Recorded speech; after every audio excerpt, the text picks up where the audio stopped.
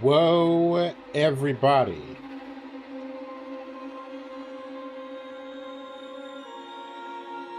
How you doing? We're here for more Alien Isolation. Oh, Lord.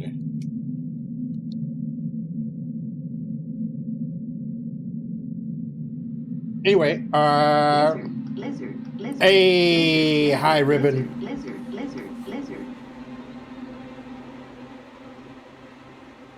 Lizard. You know, I still wander around late at night saying that to myself, like on the way to the bathroom. Because here's the thing: when you get old, you don't sleep through the night anymore. Okay, that works. Playing Alien Isolation. We're continuing the game. Hi, Lamia.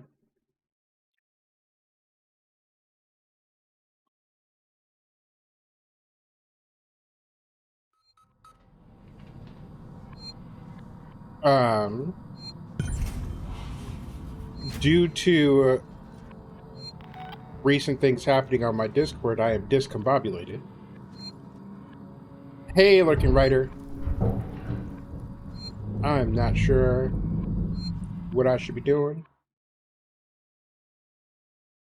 Oh, restore access to distribution inside Gemini Exoplanet Solutions. Once inside, locate the freight elevator and take it to Project KG348. Oh, a friend of mine sent me something that was incredibly distracting. Oh, there's a person here. You can do it. How you doing, lady?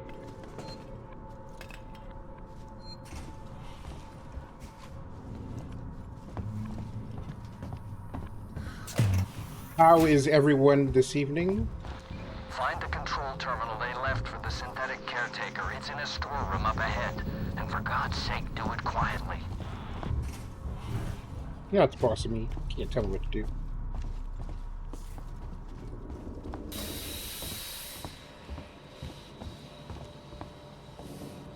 I mean, look, here's the thing. All of my friends are hot. And the problem with having hot friends... Trying to sell that whole outfit for years, along with Sebastopol. No one ever bid. Is that they're devious? Still online. Okay, enough talk now, waits. There's some treacheries that happens. Miscellaneous treacheries. I need more ethanol. Doot.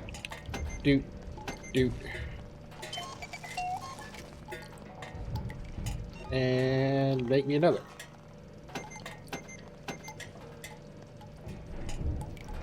Oh, wait. Why can I not make another one? Make me another one.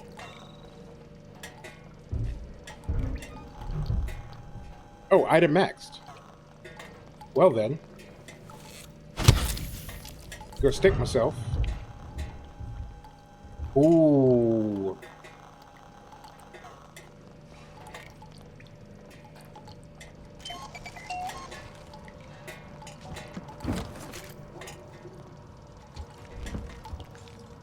Listen, y'all, if you want a tip for streaming, make sure... My tip is make sure you leave your Discord open, because you never know what someone might message you while you're playing. Search.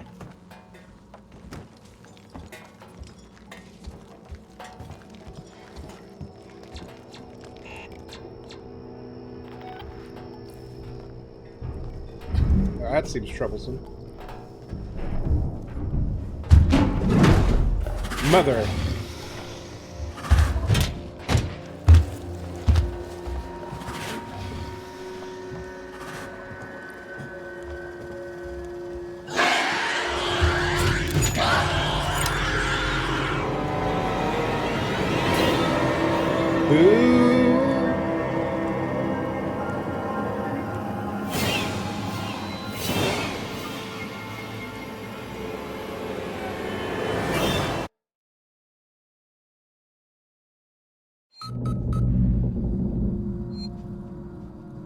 Well, thank you for lurking. And when you return, you have to confess what you were eating. Everyone has unwritten rules at their D&D table. Mine is, I'm sure they. if we're not doing it in person, you gotta tell me what you're control eating. terminal they left for the synthetic caretaker. You have to It's in a confess your storeroom sins. up ahead. And for God's sake, do it quietly.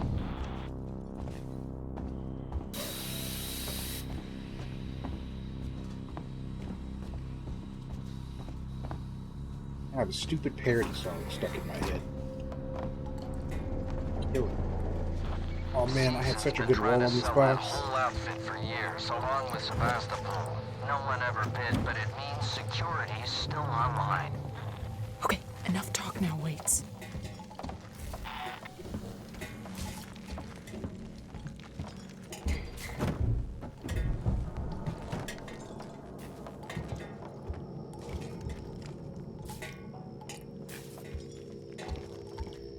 Well then. Ah.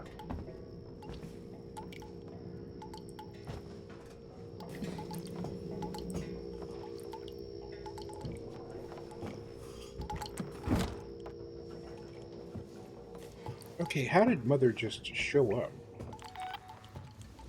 Oh, hear her.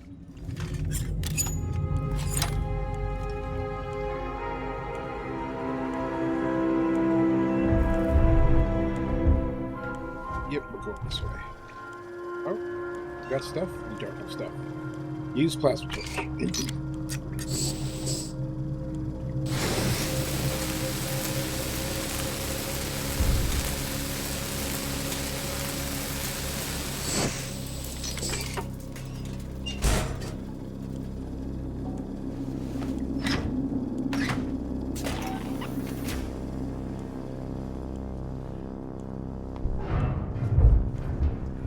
Listen, Mother, I don't need you rummaging around wherever you're rummaging around. You can stop. You can go. There are plenty of people seeking funding. Seeks and regrets to inform that Gemini Exoplanet Solutions will receive no further funding. Seekson is not liable for time remaining on Gemini personnel contracts. Please talk to your line manager about the facility shutdown and what it will mean for you. We would like to take this opportunity to personally thank you for the time you spent with us. Maintenance systems. Regarding power budgets. After a discussion with the line manager, several of you have questions about restoring power.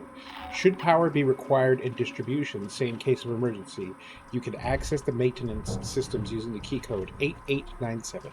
Note, this still needs to be cleared with your line manager and should not be done without authorization. Regards, G Hunter. Why is his last name not capitalized? Listen, I really want to give this game a 10 out of 10. But the grammar absolutely not.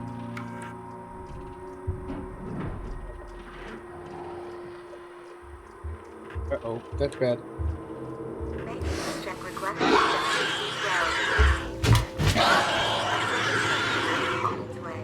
If the game is choppy,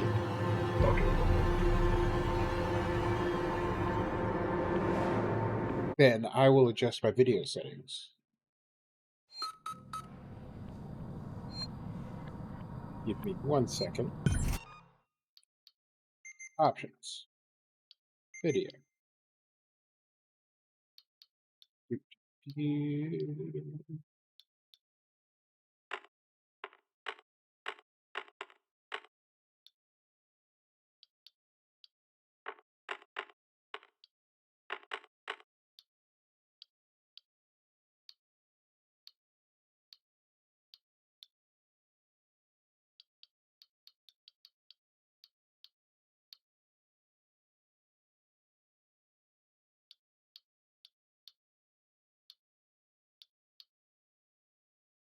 Okay.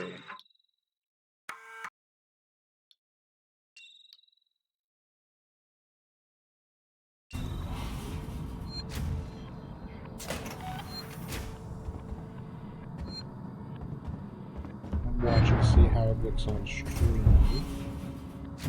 Yeah, that seems smooth on my end.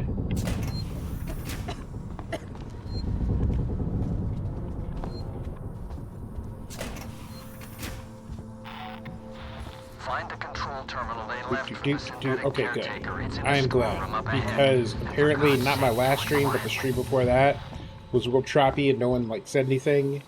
And until like a couple of days later, and I'm like, this is something I can fix live. I can fix it. Seegson's been trying to sell that whole outfit for years. I want to along with deliver a good Sebastopol. experience. Like No if I'm one gonna ever bid, but it be means tortured security is still in this on the way, line. Okay, enough talk now, Waits.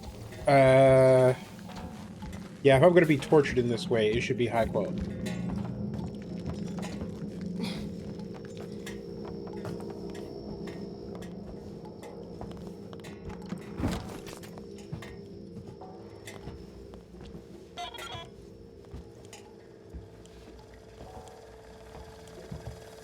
Do not.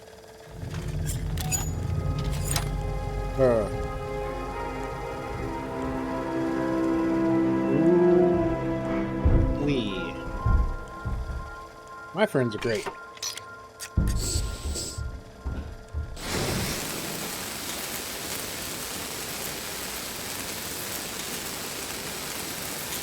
What is the number? 8897? I'm surprised I remember that.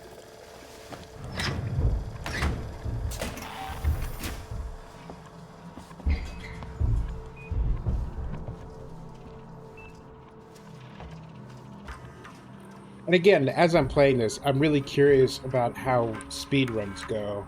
8897. Maintenance check request in Sector C12. Received and confirmed. A service caretaker is on its way.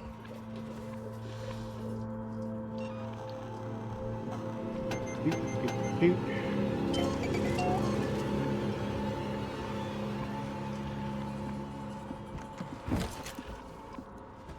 I will be with you shortly.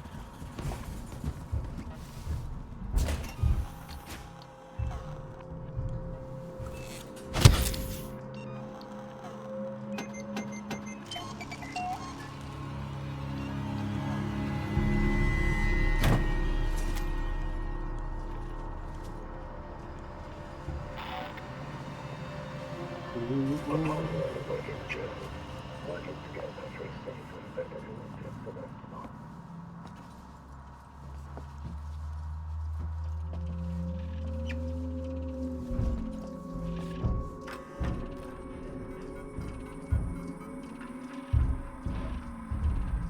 Surplus to requirements regarding power budgets. The distribution department is surplus to requirements and will be decommissioned shortly. We will be reducing the power budget to the area in due course as it is required for a corporate function. Any questions should be directed to your line manager.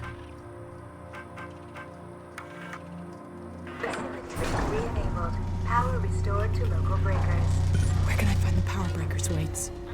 I see one in the analysis labs, the others in the decontamination.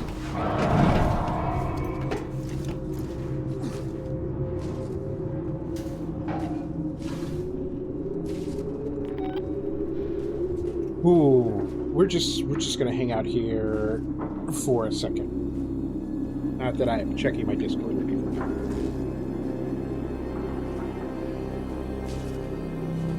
The experiments behind it contain hazard level today.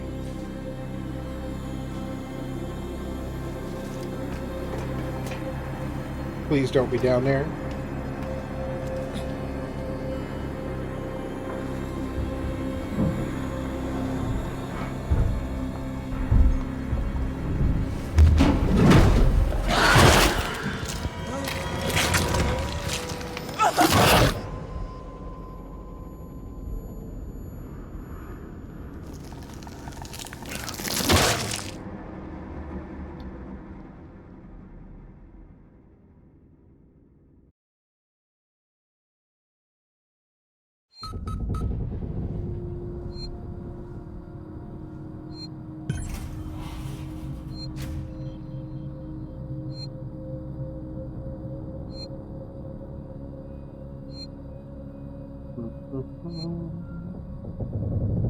Alright. Yeah, I mean, I often think about, like, not just level of detail in games, but, like, Keep your head together.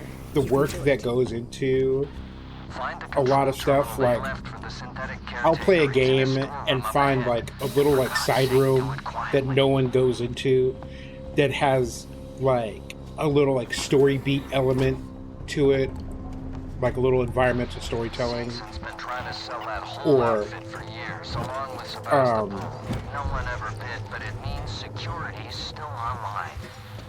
Okay, enough talk now, Waits. or just like some like little detail that no one ever that like your average gamer won't come across, and I'm like, what poor person worked on this?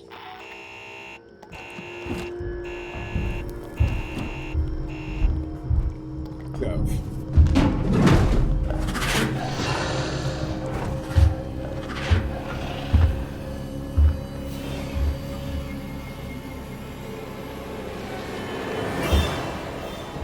Mother. Mother, please.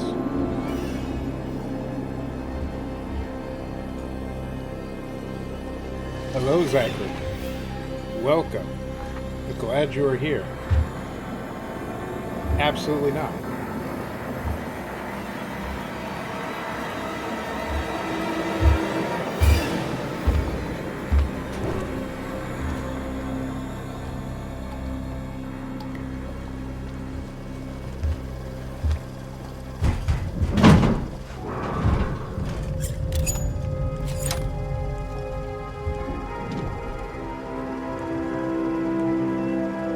Wowzers. Wowzers. I should use the plasma torch. Hey, Mimics, how are you doing? So I have a spicy take for Forspoken because it was on PS Plus. Jesus, mother. Bruh. And I played like 2 or 3 hours of it. And a lot of the complaints that I saw online were very obviously like, oh, this is not just a black character, but a black woman. God damn it.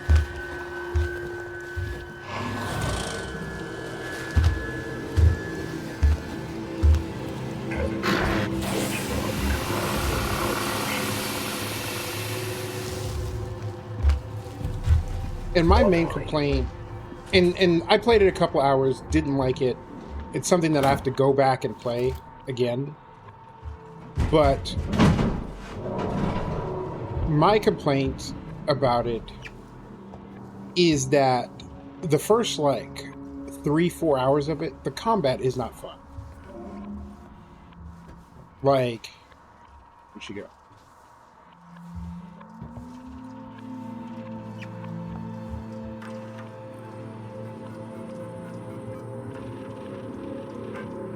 Like, every complaint that people had about, like, the characterization and shit. I see one in the analysis labs, the others in the But I was not having a good time with it. And like I said, it is absolutely something that I'm going to revisit.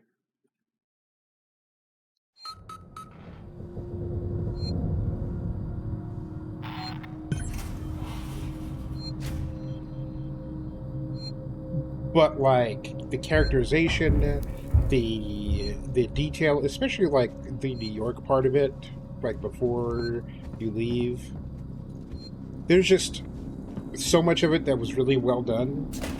I just didn't like combat so far. I didn't unlock a whole lot of stuff. Maybe it's because I don't like throwing rocks in games. Find the control terminal That they might be left like for a the very synthetic specific, caretaker. It's in a storeroom up ahead. And for like God's sake, me do it sort of quietly. thing.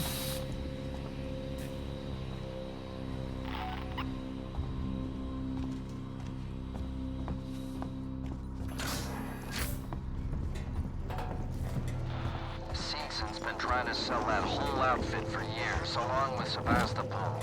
And I suspect it's one of those games where Okay, enough talk now, Waits. you gotta get into it until, like, the whole combat system comes online. Like, you gotta unlock some stuff.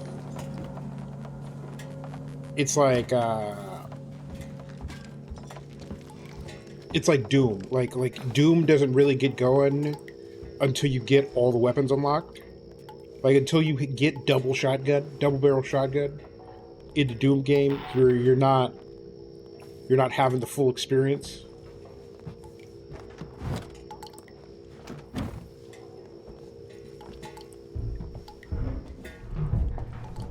Oh, mother. And I still need to finish South of Midnight, which is something that I am going to do after I'm done with Alien Isolation. But who knows? Might check out Forspoken after that.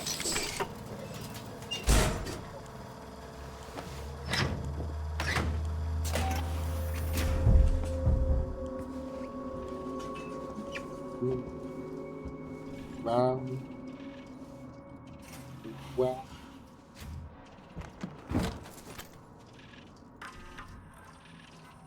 Okay, 8897.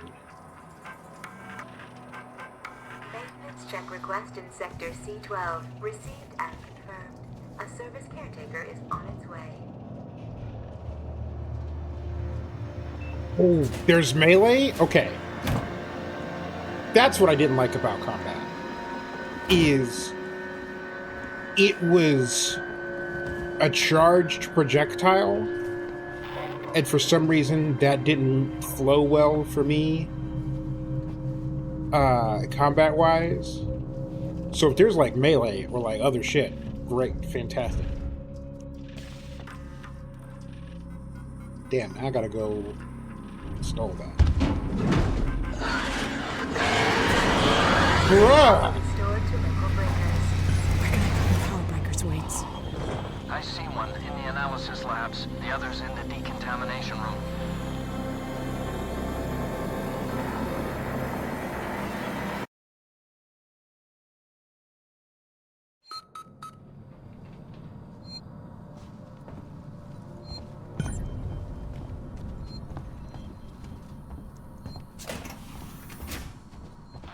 Find the control terminal. So they it's left for the good synthetic caretaker. that It's in a Mother storeroom is up really ahead. For God's RNG, sake, and do so it quietly. when you play through sections, they're not going to be the same twice in terms of like movement. But there are sections like this where it's like there's one place for you to go, Trying to sell that whole one outfit for way years, for you to get along with there. Sebastopol. No one ever bid, but it means security. But who knows when Mother is going to show up. Okay, enough talk now, Waits. Especially when you get a really good roll on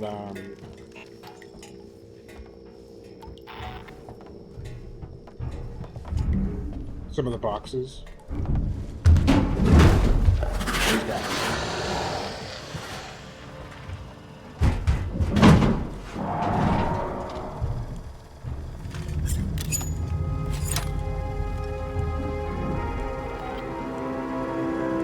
Yeah, I don't know how Wade thought that he was the boss of me, but he is not. He's not in charge.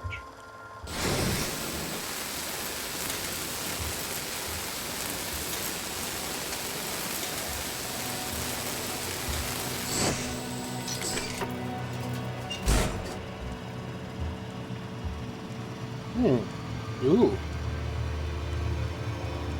I have a review to check out later.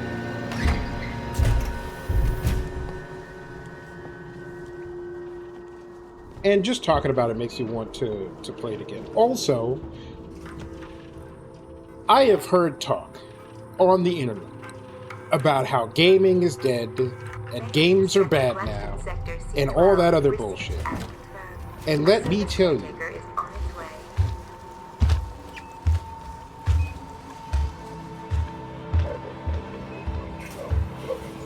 this year has been one of the best years for gaming.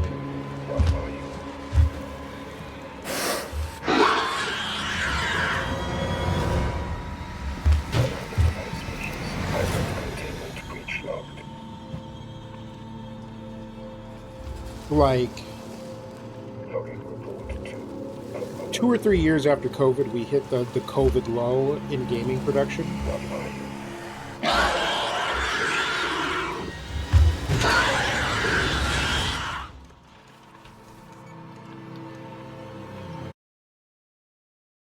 But yeah, this year has been great for games. There are games that came out 6 months ago that I have not fired up, and I haven't been like employed or anything. Like I haven't had anything that has like occupied my time, and I still haven't had a chance to play some of these games. Find the control terminal they Now, left if you're a for the dev synthetic or if you work in caretaker. It's gaming a store at room up all, ahead. And for God's you sake, have my do it quietly. condolences. Because it's like, oh man, this game was a commercial success and critical acclaim. Layoffs. Oh man, this game bombed. Season's been trying to sell And no that one liked whole it. outfit for Layoffs. years, along with Oh, this game did pretty No one well, ever bid, but it but means like, security's still online. you know, a little bit below expectations. Layoffs. Oh, this game like had a cold start, but really picked up after. You won't believe this, but layoffs.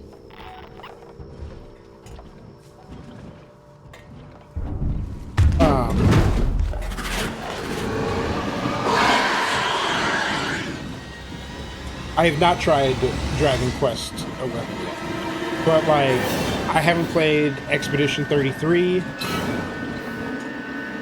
Listen, y'all, I know Hollow Knight and Silksong are great games.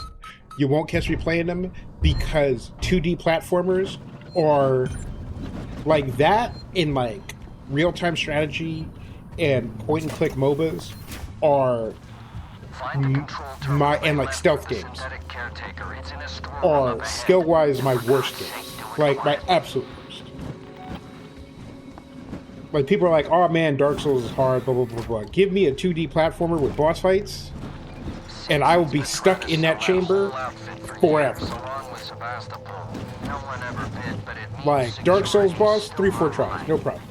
Okay, enough talk now, Waits. The first boss, so like the last one I really played was Dead Cells. I think I played like an hour of Blasphemous, which was a really cool game. And that's part of my problem is nowadays those games are great, like they're really cool.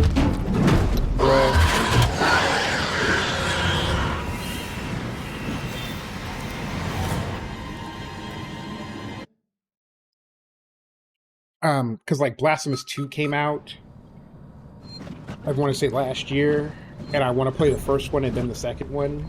A new Ninja, was it Ninja Gaiden? Whatever the 2D side scroller was that came out over the summer, that was also really good. But like, I saw a TikTok of somebody doing a jumping section in Silksong, and I was like, absolutely not. Season's been trying to sell that whole outfit for years, along with Sevastopol. No one ever bid, but it means security. Garlic bread is an official Okay, enough talk now, Waits. food of the channel. Just because apparently there's a meme in the Ace community that instead of sex, they love garlic bread.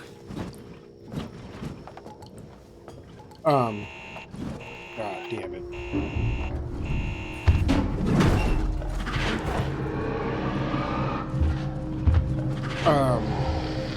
But like, I've only played like 4 hours of Hades 2. A buddy of mine got me a copy of Mega Bulk. I played a bunch of that. Outer Worlds 2 is out. I've played 2 hours of that. Battlefield 6, even though I am terrible at it, played a bunch of that. Gonna play more of that this weekend. Like there are so yep, garlic bread, garlic pie.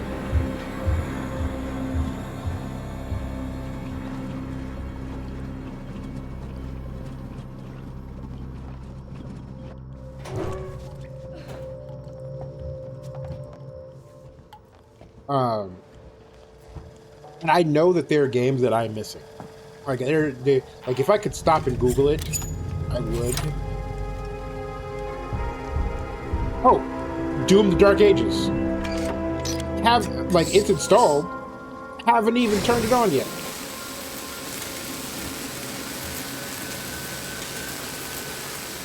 So I do need to finish Doom Eternal.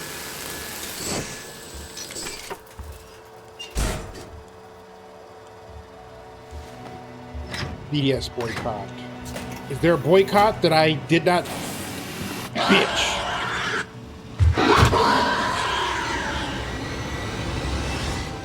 Is there a boycott I did not know about? Am I being a bad person? Listen, Free Cell is one of those games, like, okay, so like, if you were alive before 1990, there are a plethora of card games that you played once or twice with some family member and then immediately forgot. Like, I remember my mother teaching me like 7 different types of cards. And now, when they put 5-card draw in a video game, a bunch of kids are like, what is this? This isn't how you play poker. Because Texas Hold'em has been a thing for so long. Okay, enough talk now, Waits. Free Cell is on those lists of games where it's like, I'm sure people learned how to play this, but it's, and I'm sure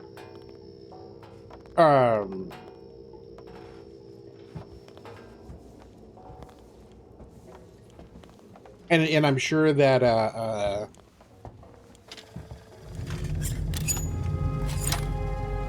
oh man, I was saying something.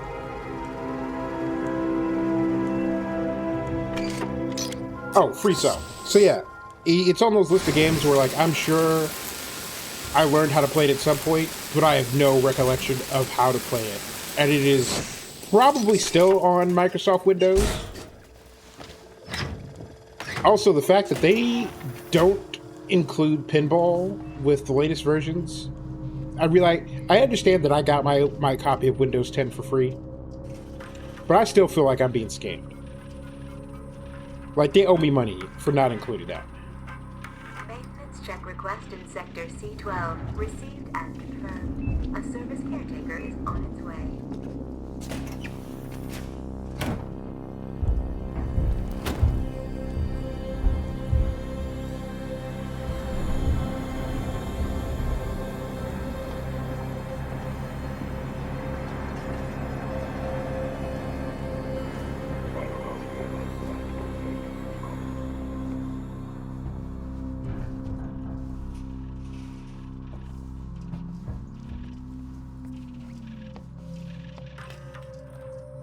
Okay, let's see if we can get through this without disturbing my... Power restored to local breakers. Where can I find the power breakers, Waits? I see one in the analysis labs. The other's in the decontamination room.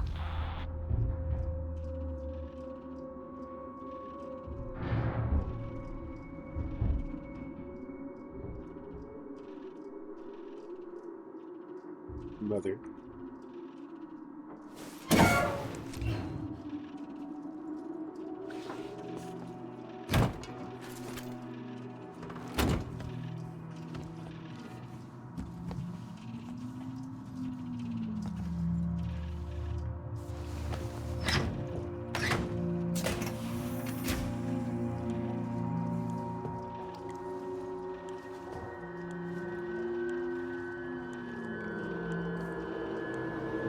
But now I have to look into this boycott because it sounds like I should not be playing Outer Worlds 2, which makes me kind of sad because so far I'm having a good time.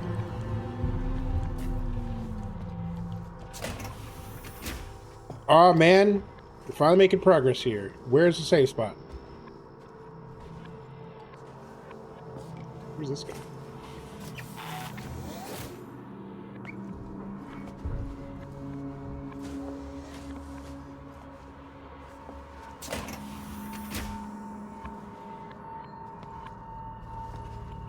Also, we got to talk about the people in my community gatekeeping the games. Because to this day, I still cannot play Spades.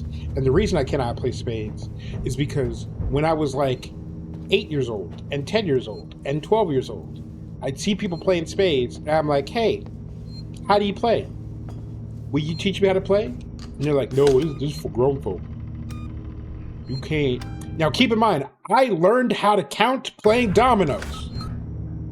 The way I was cooking, my uncle's playing motherfucking dominoes.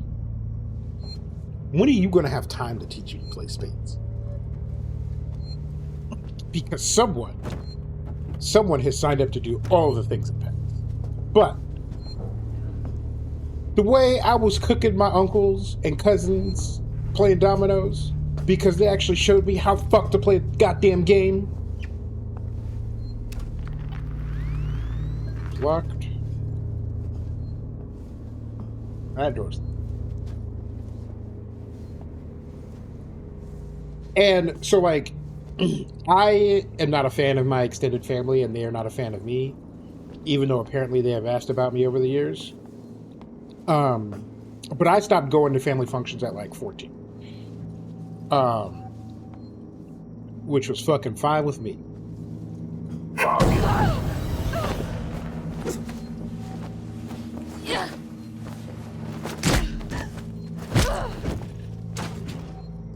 dare you?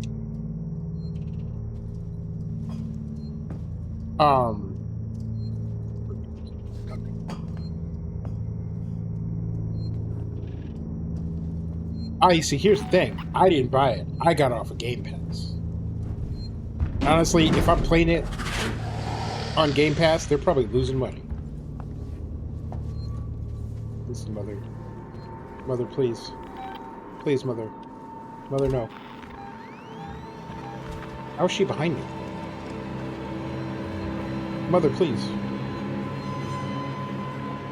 But I have heard from not just people in my family, but like other people in the community, where they're like, yeah, I'm 27, and people are looking at me like, what do you mean you don't know how to play spades? Well, if you don't know now, I'm not going to teach you. And it's like, well, it's because you didn't teach me when I was younger.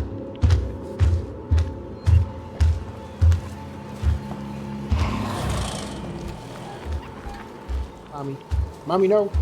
Please, no. No!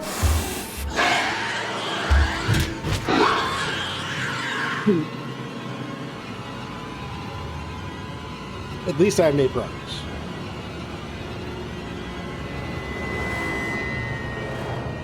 But, like, people talk about, like, traditions and stuff being lost. It's because you're not handing them down. Like, you go to the cookout, the spades table is all motherfuckers who are, like, 60 years old. Which is fine, except there's not going to be a spades table in 10 years.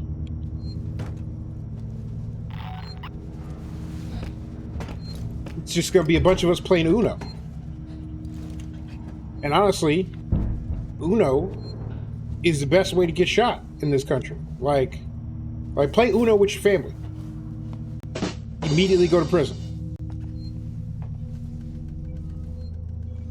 Yeah. Ripley is having a bad time. Nope. Nope. Nope, go away. Mother, go away. And there was an interesting conversation that happened on the internet. And it was about black people not having a cookout yet. And there are a couple reasons behind that. One is if you look at the price of food, and like specifically the price of like meat, like ground beef is $5 a pound. And so if you have 20 people over, that's 10 pounds of ground beef minimum, plus like all the other shit. And ion torch upgrade. God damn it, motherfuckers. Oh, I don't have the password. Got it. And it's like, that's not talking hot dogs. That's not talking like real barbecuing, like ribs and shit. Bruh.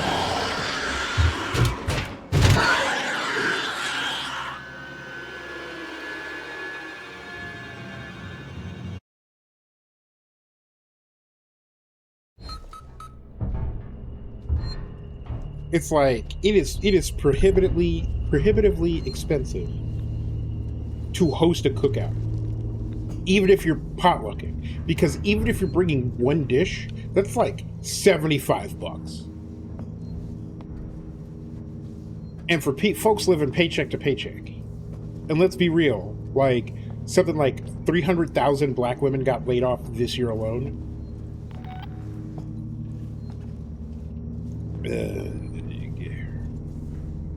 Need stuff for stuff. Got it. Like, you don't have $75 to just go hang out with a bunch of people you don't like. And then on top of that is, who has a backyard to have a cookout? Like, I'm very fortunate. I live with my godbrother, and he has his childhood home for a lot of reasons. But most of us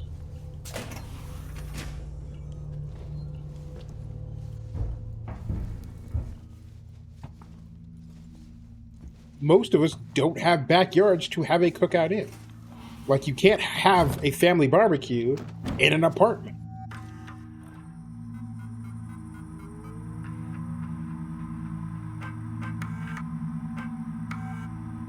Sit tight. S. We're going to have to find a new way to get the goods into Sevastopol. Waits has commercial cargo under scrutiny at the moment, and he's checking the ambulance shuttles. Tell your man outside to sit tight for now. I know a guy called Sinclair who could help us. I remember when the marshals actually had to deal with real crime rather than harassing businessmen and screwing with their deals. T. Gemini shutdown. Ladies and gentlemen, I appreciate many of you are upset with the current situation and the imminent total shutdown of the Gemini. I have been asked by Seegson to assure you that the future of Sevastopol itself is 100% secure. Early negotiations with interested corporate buyers have begun in earnest. In the meantime, before you leave, please deposit all Seegson-owned equipment into the security locker. The code is 2743. We have made a full inventory, and the marshals will be informed if anything goes missing. 2743. It's true. If you're not worried about burning down the place where you live, you can indeed have a barbecue. But having been to a party at an apartment where the party was like 15 people, 2, 7, 4, 3, it's still not great compared to like a house. Just showing you the screen. Ooh, daddy.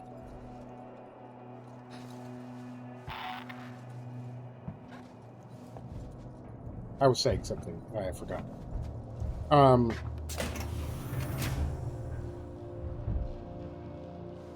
And so it's like,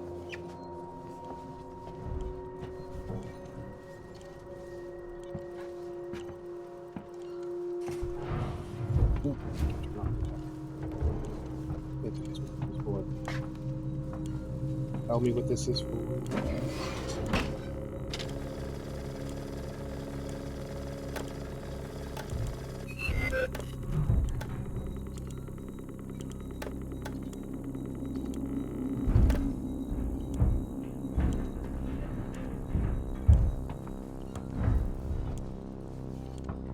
Jesus Christ, Mother, why are you making me sweat like this? No one asked for you to be here. But yeah, and you know, now if you have like a barbecue in a public park, you know, you get the cops called on you. Oh, that's not good. That's not good at all. Reset breaker.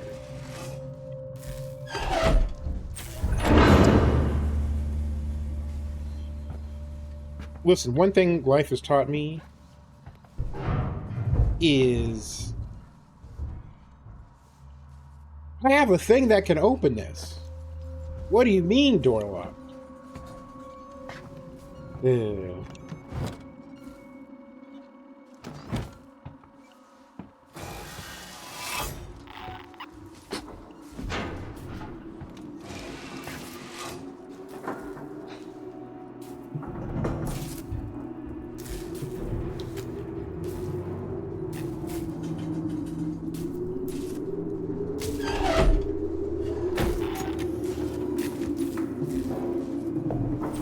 Could be both of them.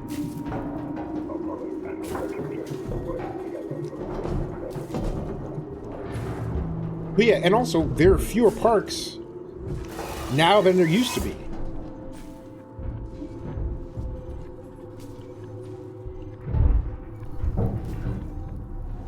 Hi, Puddleglum. Welcome.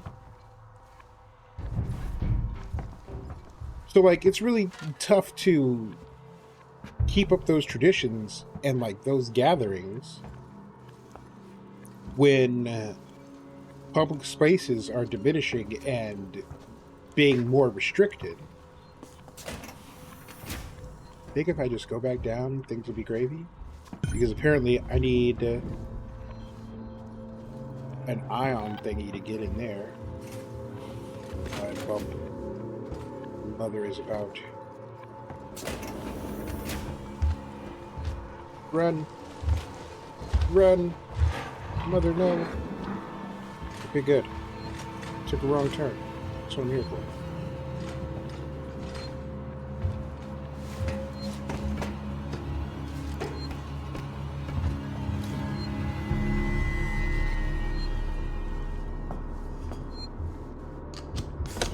And also, but yeah, but like it goes into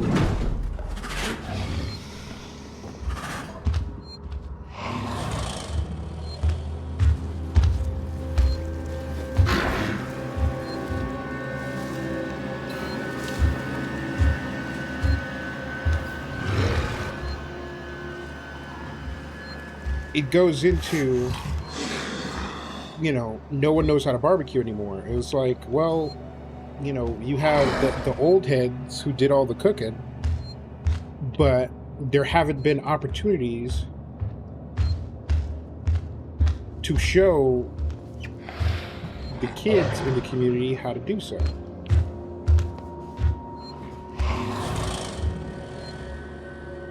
Mom, I'm gonna need you to go. I'm gonna need you to go do something else. I'm gonna need you to get out of here. I'm gonna need you to not be here. Okay, good. Fuck off. Kick rocks.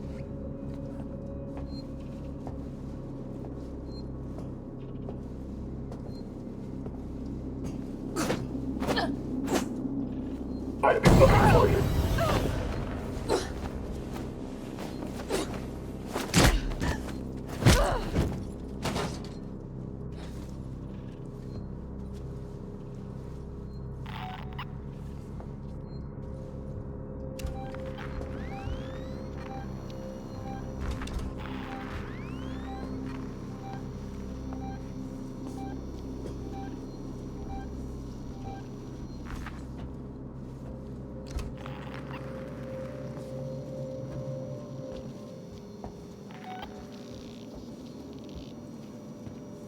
I really need to go back this way? Apparently, yes.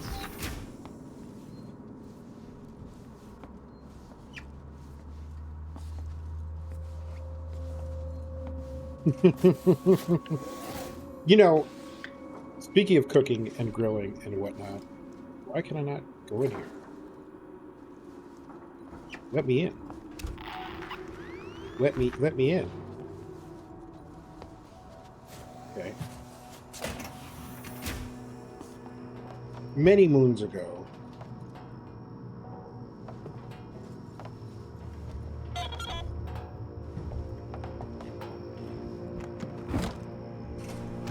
there was / is a Star Trek cookbook that included a recipe for blood wine.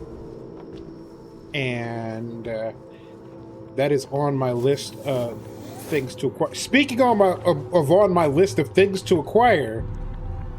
Oh, there it is. Press A to climb. There we go. Have y'all heard the new Lego announcement? I'm sure you have. You probably haven't. You may not have. I'm not sure if I'm sure you have. Because I am chronically online because I spend most of the day in bed. However, they finally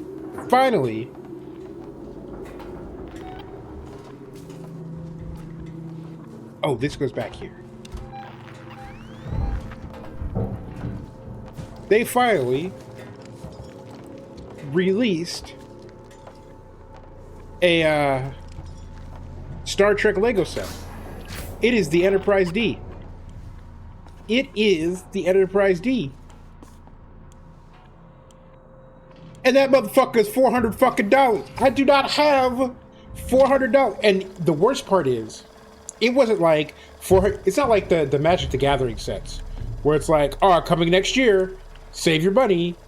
They're like, nah, you got 2 weeks, buddy. You got 2 weeks to cough up this $400.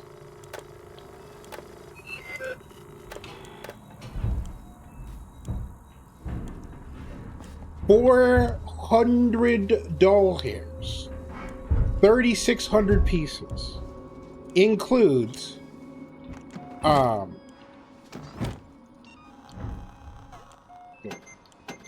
make us one of these.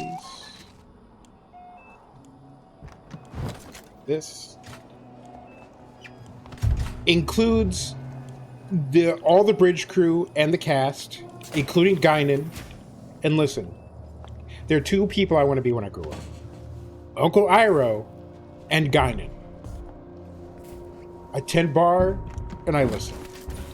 Like, part of why I got into alcohol and mixing drinks at all. And for those of you who don't know, when I was in my early 20s, I would do I got a bartending book. And then what I would do is I would go out, or I would pick 3 drinks. And I would go out and get the stuff I needed to make said 3 drinks. And I would make them at home, and then I would go to the bar and I'd order them so a professional bartender would make them for me. And not only would I be absolutely blasted by the end of the night, but I would also know how the drink tasted compared to how I made it. And I can say confidently, I made some pretty good drinks. But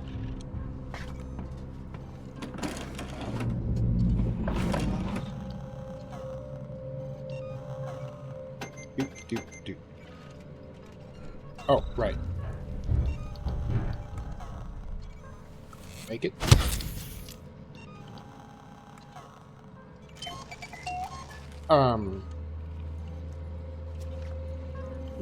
But part of why I got into making drinks is because if you make drinks for people and give them delicious alcohol, they will just tell you shit. And I later learned that I have the sort of like personality where people just confess their crimes to me, which is fine because I ain't no Stitch. However, it is a little weird that like within 15 minutes of meeting somebody, they're telling you their deepest, darkest traumas. What is KG-348? What is KG-348? KG-348 is a Jovian gas giant situated at the mean distance of 6.2 astronomical units from the heart of the system. Initial surveys of its cloud layers show a rare mix of metallic gases. To exploit the potential of this resource, we are proud to announce the KG-348 research project, spearheaded by Gemini Exoplanet Solutions. Gemini Exoplanet Solutions Manifesto. Gemini Exoplanet Solutions. Be bold, learn, adapt, live. Life is change. We grow by adapting and evolving to meet each new challenge. At Gemini Exoplanet Solutions, we take Mother Nature's blueprint as our starting point by breaking new ground and by finding new applications for existing technologies. Fuel resources become building materials. Weapon developments advance agricultural growth. Space exploration is applied to surgical procedures. Look around, you never know what might be useful. Sponsored by Seegson Investment Board.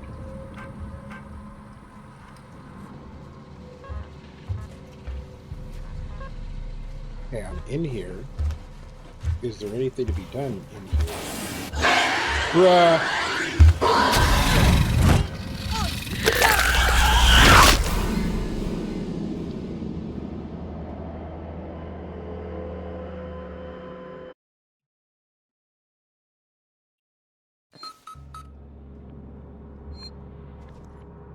But yeah,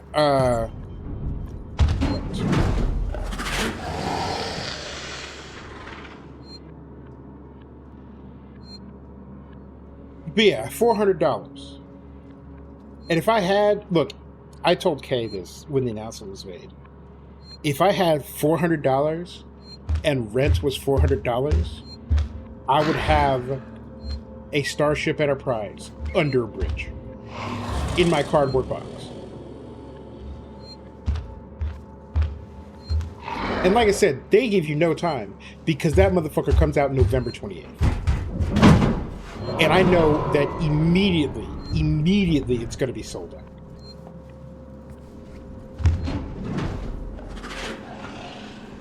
I know that thing going to drop, and that the page selling it is going to break,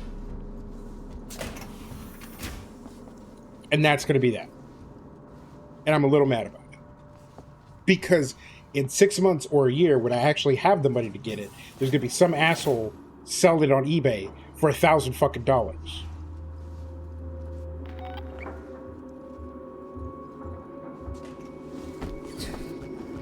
However, that guided minifig. Listen, mother, leave me alone. And not only is it full Enterprise, but the saucer section separates. And if you get it this weekend, you also get a little shuttlecraft.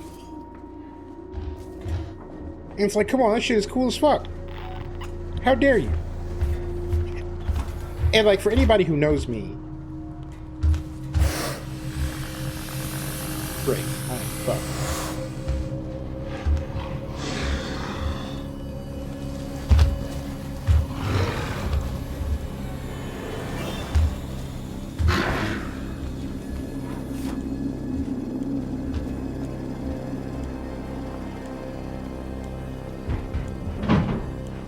For anyone who knows me, you know that, like, for the most part, I'm not into, like, all the collectible stuff.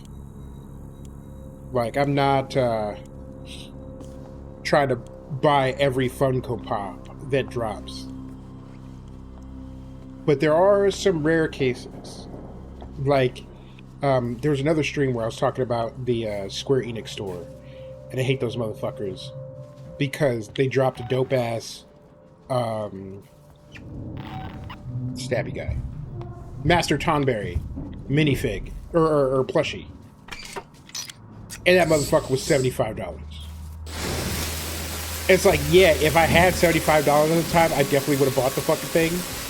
But quit playing with me. I should have been like $45 max. It should have been like a $35 plushie. Listen, I was going to say this is a spicy take, but it's not a spicy take at all. Troy was a fantastic command officer, and the only issue she had was that despite being an excellent psychologist, she... Goddamn it, mother. What's wrong with... Look, what's wrong with Master Tonberry? My guy is dope. He's fantastic. He got a little lantern and then he rolls up on you and he stabs shit out of you and you die. It's great. I also love that he's in like every Final Fantasy game. When I first ran into him in Final Fantasy VII, I was like, double Dutch fuck this guy. And ever since then, he's been a whole ass mood. Okay, why? Yeah, I guess. Yeah, he's great. He's fantastic. Love him. Whenever I find him in a Final Fantasy game, I'm like, I played Final Fantasy XIV with a dear friend of mine. And there was a hiatus. Like we both hadn't played for a while. And he's like, hey, you know, there's all the story stuff you need to cover. And I'm like, dope.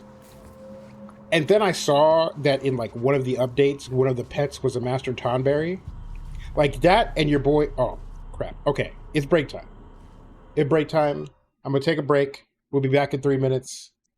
I will see you shortly. Oh, man. But yeah, I got more rant. Be right back, y'all.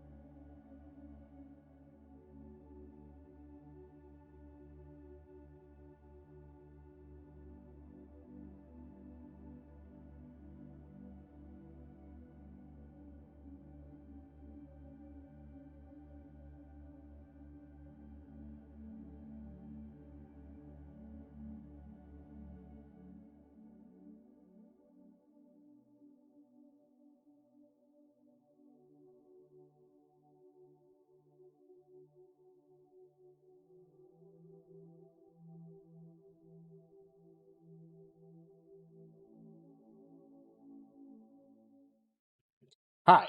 But yeah, no. So playing 14, I see that there is both a Master Tonberry and a Cactuar pet. And I'm like, I understand that you want me to like play the story and like do it. We're doing this right now. And so I made him drag me to go and do the quests in order to get said items. Yeah, so I consider Star Trek The Next Generation to be one of the best TV shows ever.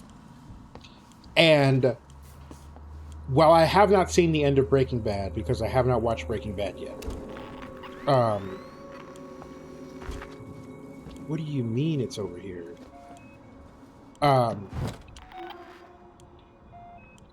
Be blasted.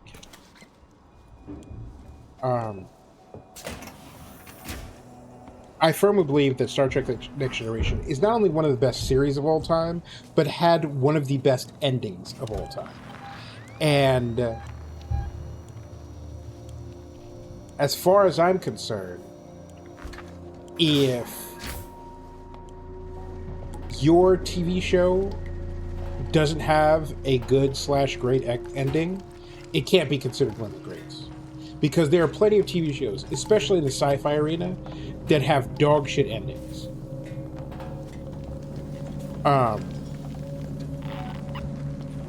And part of what made Next Generation so good was the excellent characterization.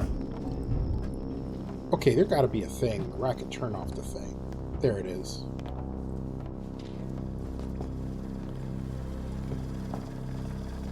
How did I miss this before?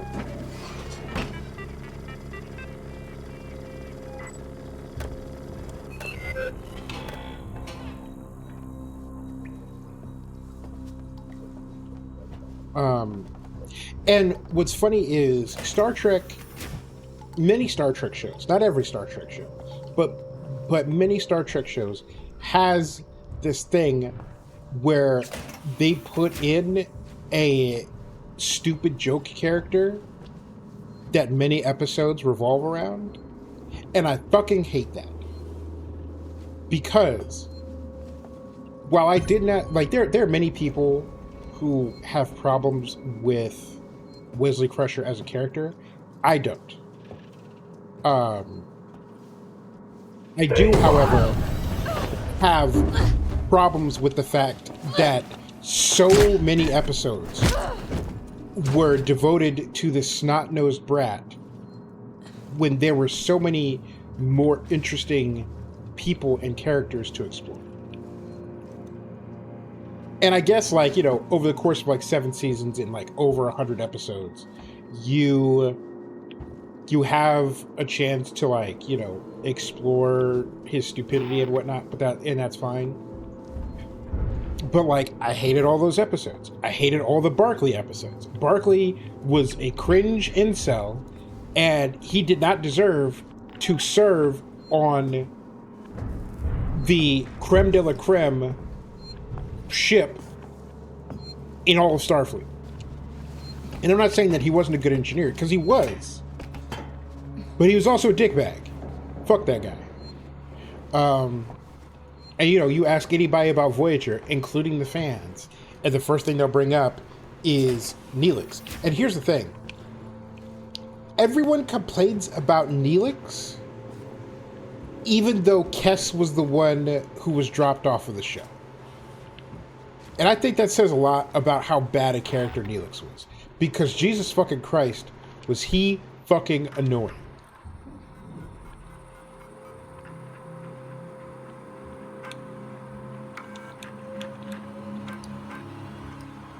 Okay, so here's the thing about Barclay. Because I have a lot of sympathy, or rather,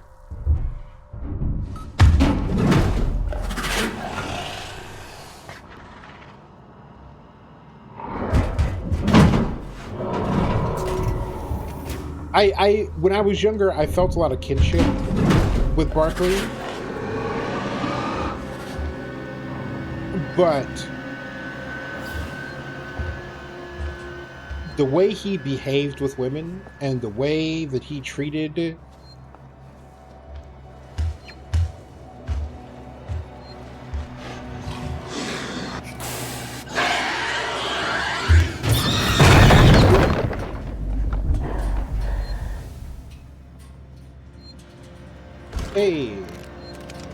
Hey, check that out.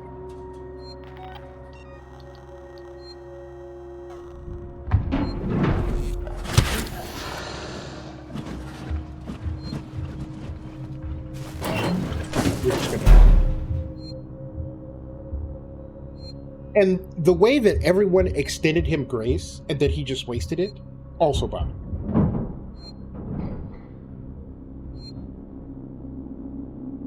Because we've all been cringe at some point. And I've been Barkley levels of cringe over the course of my life.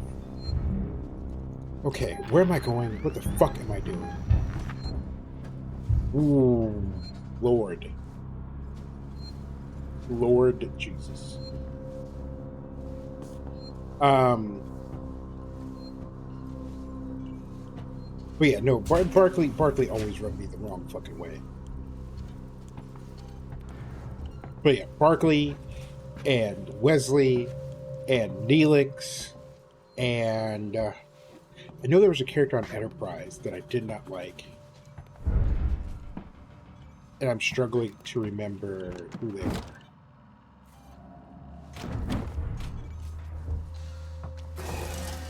Okay, look. I did the thing, and I reset the...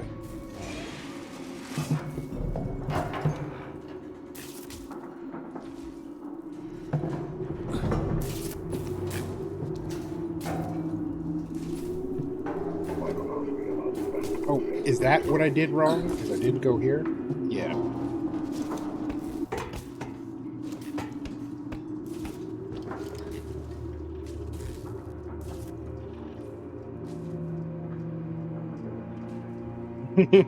Right? We've all been there at some point. A working Joe. Oh, yeah, okay, so this puts me back here.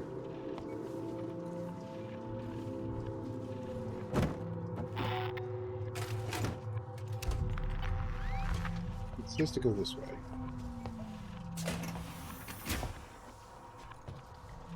Let's check the map.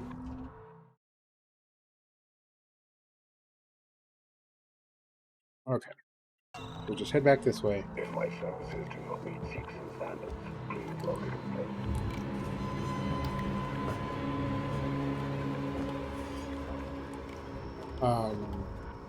I forget how we got out. Oh yeah, the Lego set. It's like, it comes out November 28th. I do not and will not have 400 whole fucking doll hairs for it. And I'm going to have a real tough time sticking to my anti-scalper stance when I do eventually have $400 and that motherfucker's $1,000 on eBay.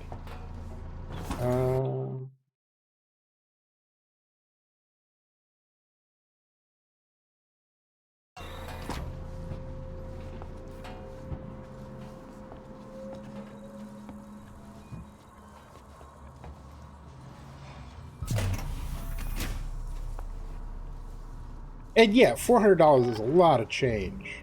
Oh, here's the breaker. Duh. Okay.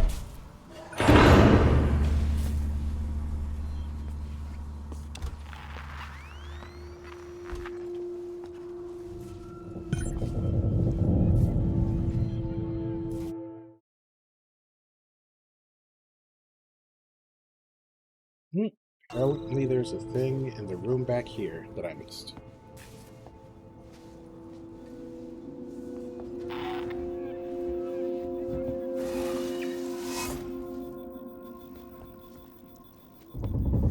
Door locked. We'll come back to this later.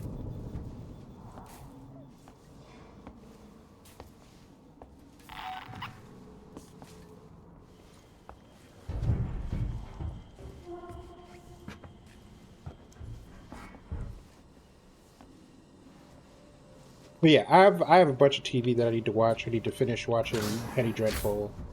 And I am stuck in the middle of a 170 episode mediocre anime that I need to finish watching.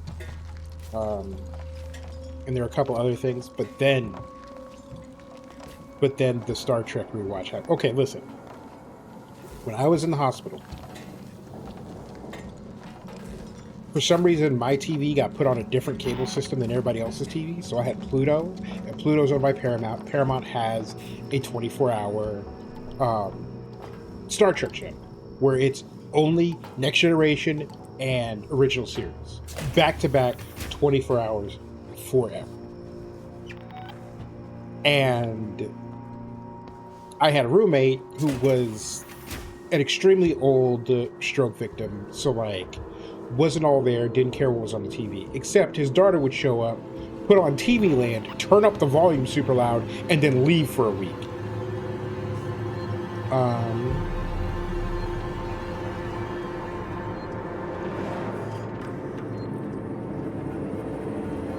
And because I didn't want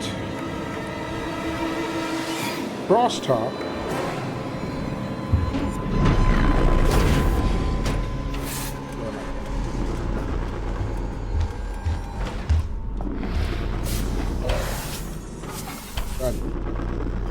Flee.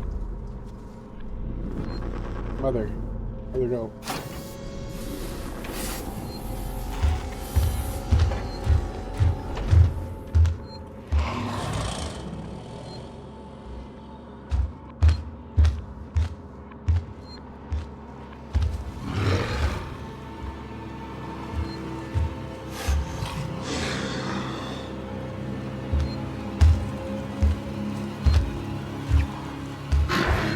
So,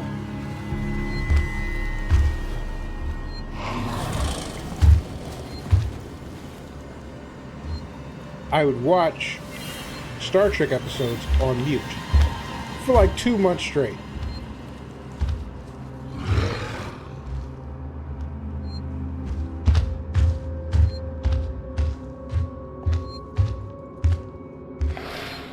So, when I get out of the hospital, what is the first thing I do? I watch the first mainline Star Trek movies back to back in under 24 hours. All 10 of them. And then I watch all of the new, the third wave Star Trek stuff, like Picard, Discovery, etc. Because I hadn't watched it yet, because I remember when Discovery first came out, there was an article that was like,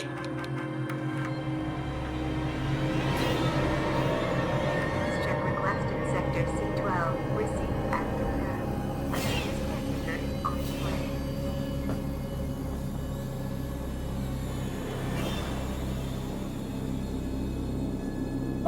I read an article that said that they were departing from Gene Roddenberry's storytelling rules, which, now, everybody agrees that some of the weaker, if not weakest, Star Trek episodes were written by Gene Roddenberry. However, it is his conception and his vision that leads Star Trek to be what it is. That's it. Elevator's online, Ripley. Got it. You're headed for a place called Project KG-348. Let me know when you're there. And so I was initially resistant to watching Discovery. And it's funny because I really like the new Star Trek stuff, except, god damn it.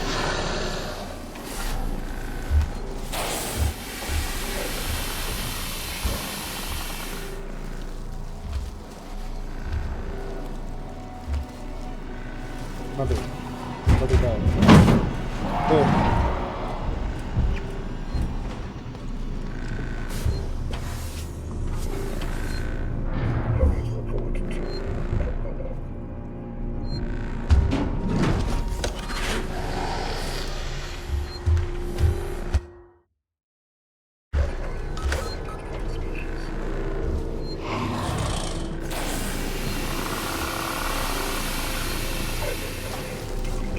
Will you fuck off, Mom?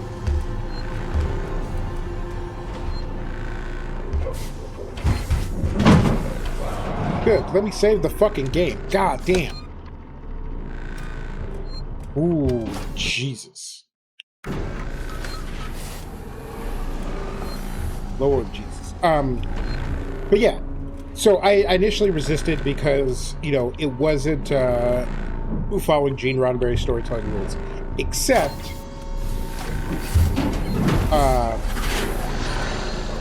I also hadn't seen Picard. Where am I going? Where's the elevator? The elevator is back there. Okay.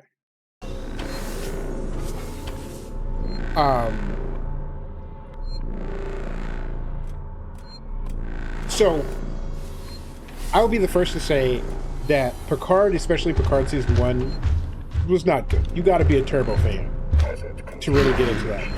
The payoff at the end of season 3 of Picard, for me personally, totally worth all the fucking stuff.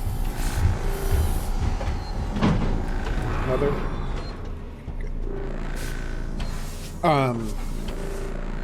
Is it the finest Star Trek that's ever been made? No. And here's the thing about Discovery. One thing that I really appreciated about Discovery was that every season reset what the status quo was. Like, there was always like a big fundamental shift, whether it was who was captain, or like what era they were in, or what was happening. And like, they made a bunch of storytelling decisions that I did not like, that I did not agree with. However, I do appreciate how bold they were in doing something different and cutting across the grain. And in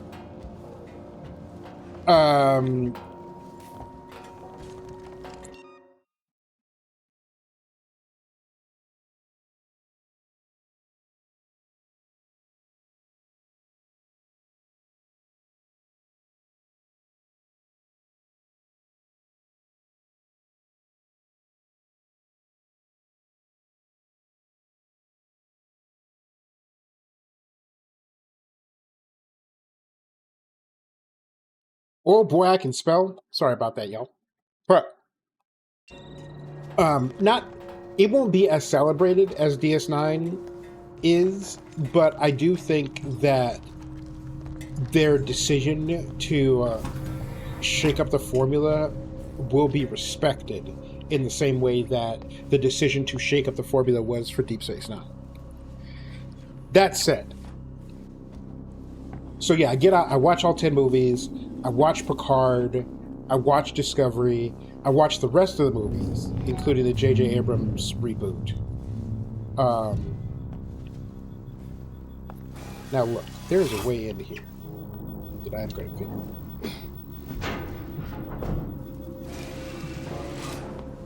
And it is not this one. That's probably going to be one of those things we circle back to much later. And then I watched Strange New Worlds. I'm sure they were here. And Strange New Worlds is a show that you can tell. God damn it. We're gonna die. Yeah, we are. You first.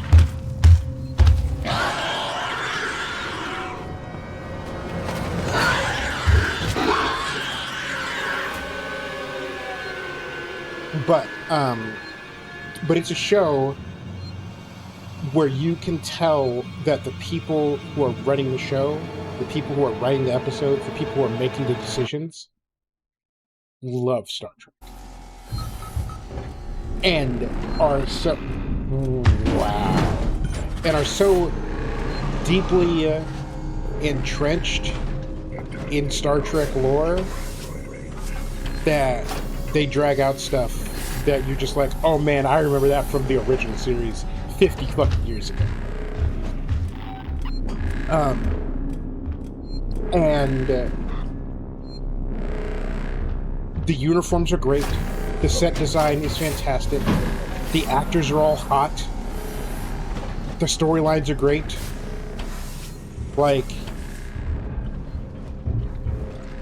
Brave New Worlds is the best Star Trek that has been on TV, I'd argue, since Deep Space Nine. And another thing that really sold me on the third wave of Star Trek is the fact that Gene Roddenberry's son was an executive producer, and a lot of the decision makers from previous Star Trek series were also executive producers, like Akiva Goldsmith.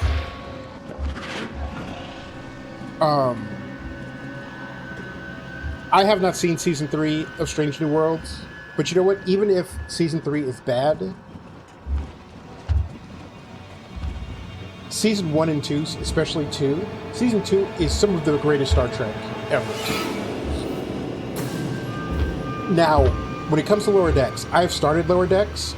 I've been stuck on like episode 4 or 5, one of the very early episodes, because I find everyone so fucking insufferable.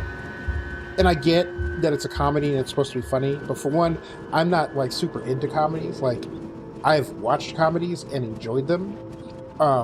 I've seen stand-up specials and enjoyed them, but I'm not the sort of person where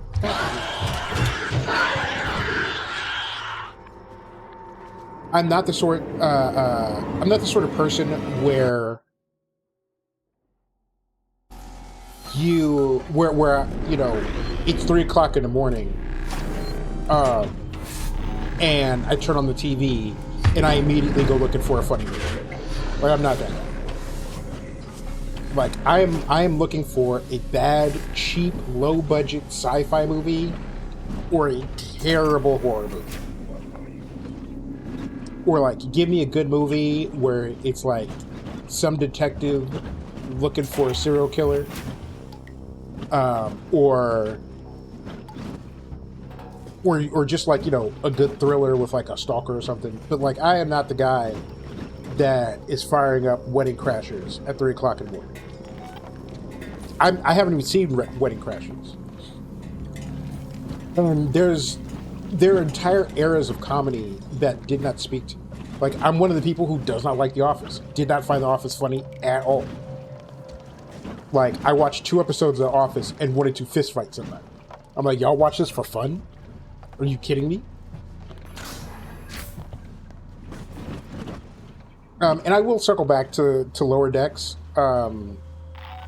before I restart my Star Trek watch. That's the whole point of this rant. The whole point of this rant is, despite all of the Star Trek that I watched in the hospital, and then all of the Star Trek I watched after the hospital, like a month and a half ago,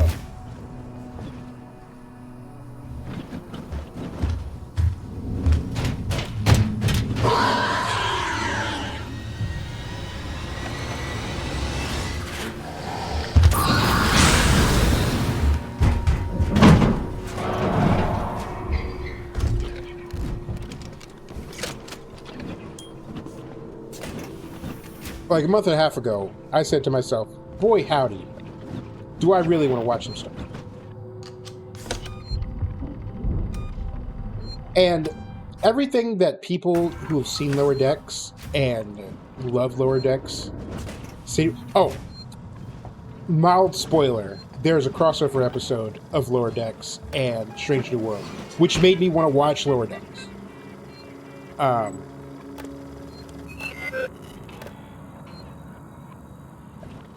But everybody who has seen Lower Decks and talked to me about it has been like, listen, this show was very obviously made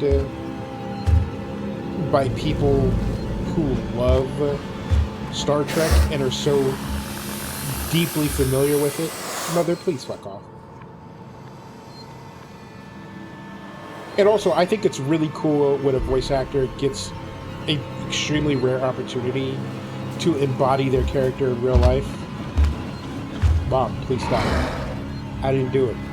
I didn't leave my socks on the floor. I swear.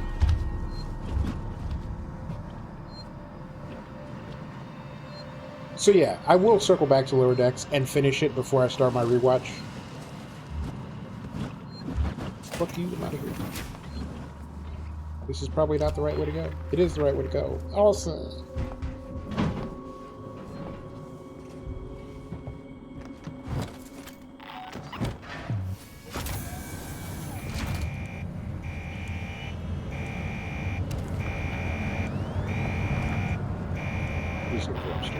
That seems smart.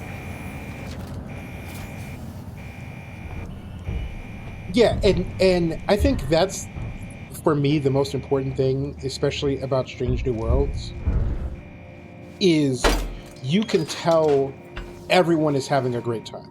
everybody loves being a part of it. Everybody loves what they're doing.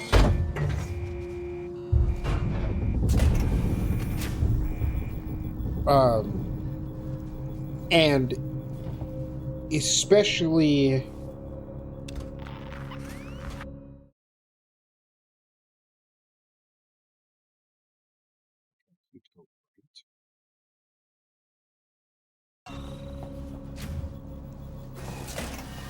in this day and age, and in our current both political climate and life climate, it's not just that we need whimsy, but there needs to be an element of hope. And one of the big things that sets Star Trek apart from almost any other sci-fi out there is that it comes from a place of hope. It is a universe and a theory that says we as humans have figured out our problems and what happens after that.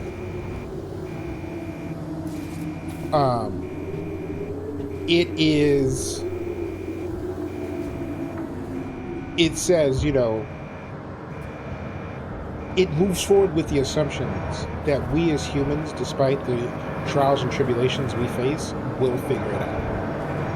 And I really feel like we need some of that. Okay, there are two things here.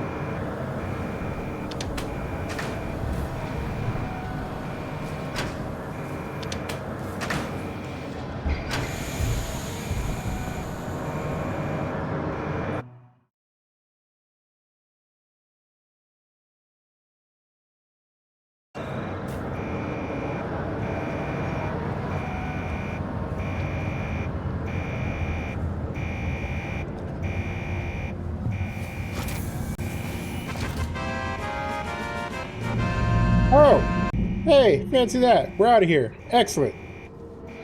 Hey. Thank you very much for the Prime subscription, Allie. I really appreciate it. Wait, I made it. Is it still after you? Of course it I is. think so. I got a plan. Head for the labs.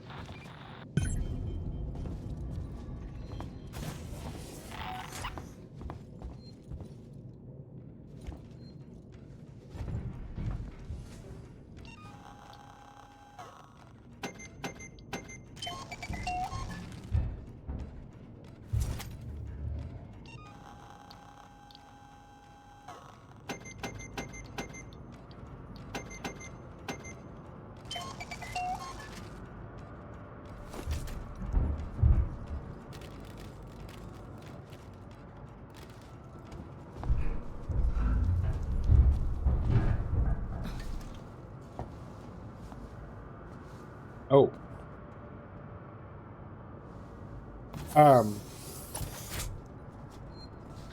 Forgot what I was saying. Oh, yeah. Superman. Okay, Superman. Here's the thing about Superman. One, I am mad that James Gunn is good at his job because apparently he is a dickbag.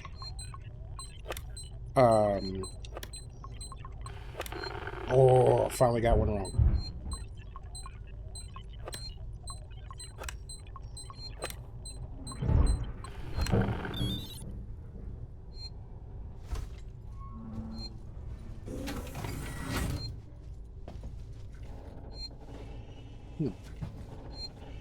Wonder where that goes. Also, where is the save spot? Here it is. Right, like, it is the best Superman movie we've had in like 30 years. Like 35 years. Since Superman 2. And run away inside the lab and activate the primary alarm systems. And his understanding of Superman and the sort of person that he is, and that not just that Superman is a paragon of goodness, but that the whole reason he has superpowers is so that he can be the best version of what humans can be. Because everybody goes, oh, he's overpowered, he's invulnerable. And it's like, no. One, his vulnerability is his morals. And part of his superpower is so that he can embody, so that he can be the best of us. So that he doesn't have to compromise. He doesn't have to take the middle road. He can always do the right thing. Like, that's the point of Superman. The point of Superman is to be the goodest good boy. And that's something that Zack Snyder fundamentally did not understand. And one thing that really pissed me off about Man of Steel is that every other origin superhero movie is you get your superpowers, then you become a dude in a costume, then you become the superhero. Like, you look at the original Spider-Man. He gets bitten, discovers he has powers, does the wrestling thing, then doesn't help when he should have, and then becomes Spider-Man.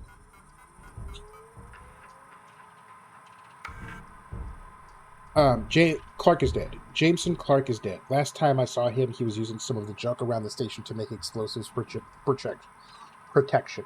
I told him to be careful, but when I got back from gathering supplies, there was just explosive damage and blood. I'm on my way home now, so I'm going to come to you. Where are you, Elaine?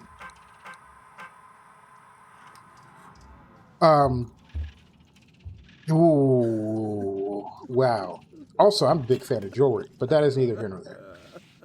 What is going on with this guy? Don't think I've seen you around before.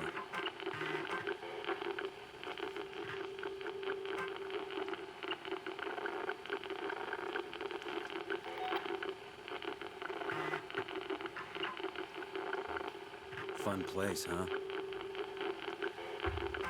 I really don't understand. Oh, okay.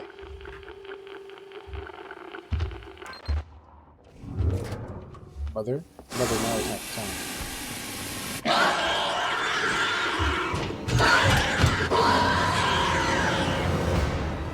And so Snyder, so I was like, Clark isn't Superman at the end of the Superman movie. And then when you start Batman versus Superman, he's still not Superman. And at the end of that movie, he's not Superman.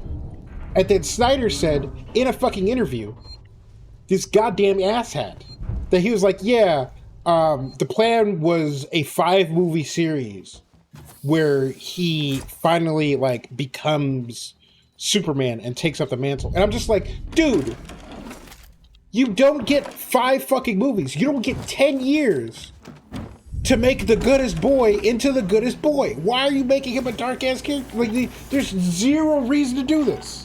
Are you kidding me? This is terrible storytelling. And as somebody who has watched both Rebel Moon films, if there's anything Zack Snyder doesn't know how to do, is tell a fucking story. Like, I am stunned that 300 is as good as it is. And I am angry that they can't keep giving this man money to make movies.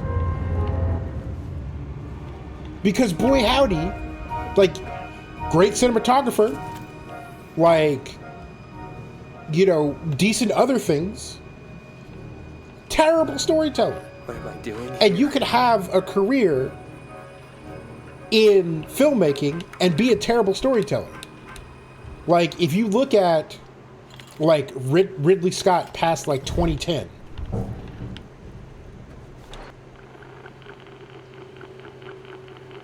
We're all gonna die. You know that, right? You know, your average Ridley Scott film is like, look at how cool these camera moves look. Look at this setup I got.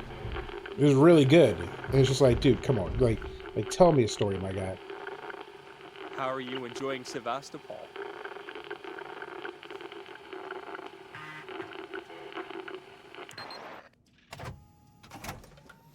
Hey, right here.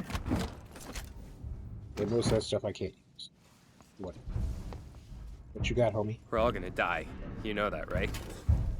I mean, you're gonna die. I'm gonna get out of here alive. Man, I feel like death.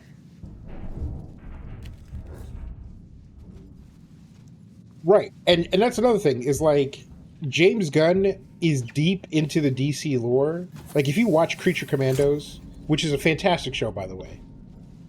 Again, I'm pissed off that James Gunn is as good as his job as he is. But like the way he handled Mr. Terrific, the Green Lantern he picked for the Superman movie is the most hated of the Green Lanterns. And while I still hate him, he was charming. And again, I'm pissed off that James Gunn made Gardner charming. How dare he? Boo. And then, like, yeah, like my favorite part of the movie was Mr. Terrific. Full stop. Because he was like, they're not circles, they're orbs. What is wrong with you? Words were invented for a reason. They have meaning. They have definitions. Use them properly. Also, I could use my superpowers and all of my super genius and just stay inside this bubble and not do anything. But instead, you're going to catch these hands.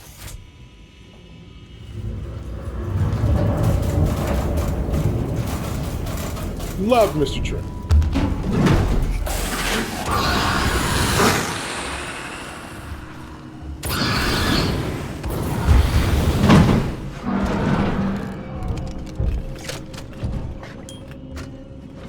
Executive Ransom here.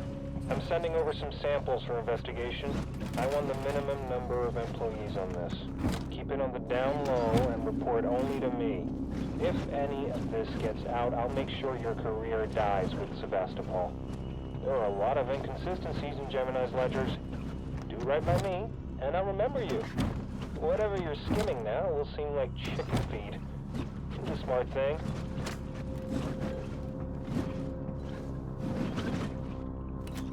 But yeah, circling back, one of my favorite things about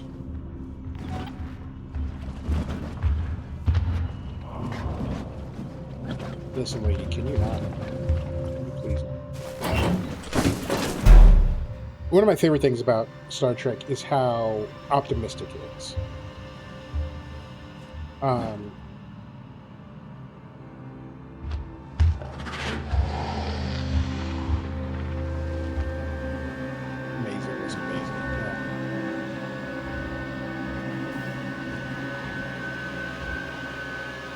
So here's the thing. I hated Crypto.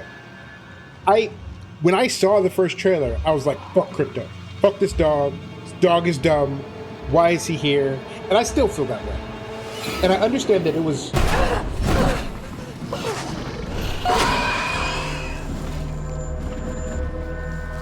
And I understand that, like, he was there for comic relief. He was there to set up Supergirl, all that. That's fine, Daddy. Still fucking hate that dog. Fuck that dog. My least favorite part of the film. By far.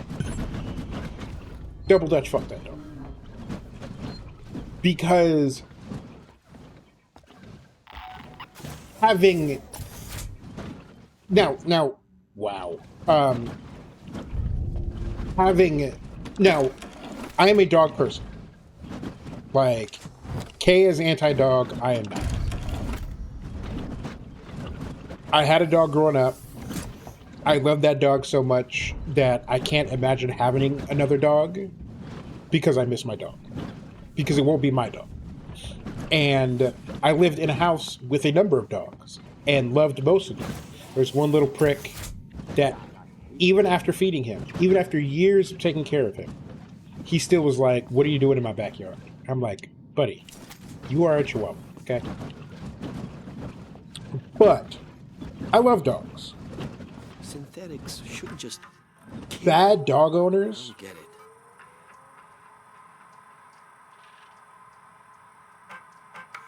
bad dog owners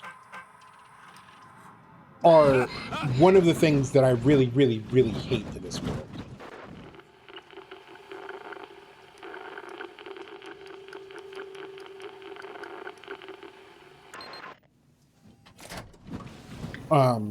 Because dogs are dangerous. Full stop. I don't know you. The point Look friendly of enough. dogs in human life is for them to be dangerous. And people forget it. People forget that cutesy little thing that you walk around with in your purse, the eyes are forward and it has big teeth. It is a predator. It fights, it kills, it eats meat.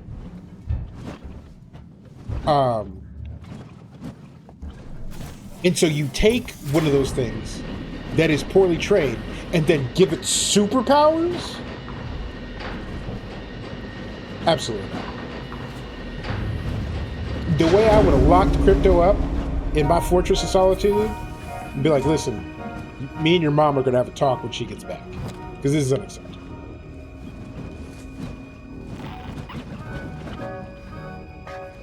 And so it's not Clark's fault that Crypto is poorly trained, but it's James Gunn's fault that Crypto was a fucking menace.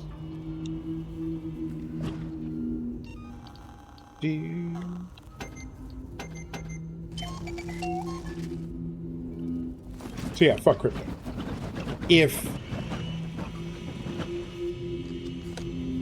ever there is no Crypto hate, know that I am passed on from this world. But know that even though I am passed on from this world, I still fucking hate Houston that. Executive Ransom here. Sending over some samples for investigation. I want the minimum number of employees on this. Keep it on the down low and report only to me.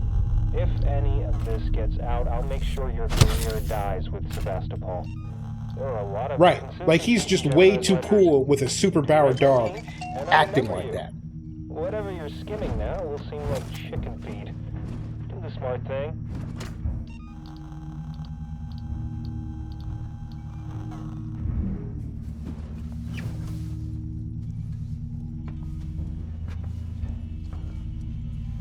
Like, and also Clark was raised on a farm, so he knows how dogs are supposed to act.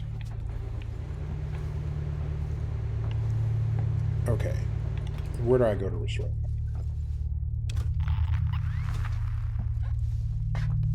Can we be friends? Absolutely not.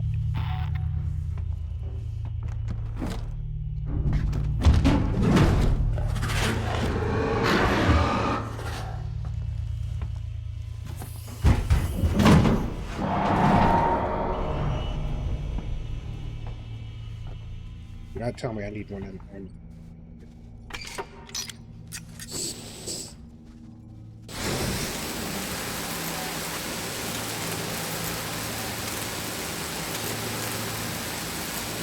Yeah, I did love Supergirl. Like, going to another planet with a red sun so that you could feel the effects of alcohol is a The whole lab ass can be movie. separated from the main station. Bring it back online, and systems can reconnect.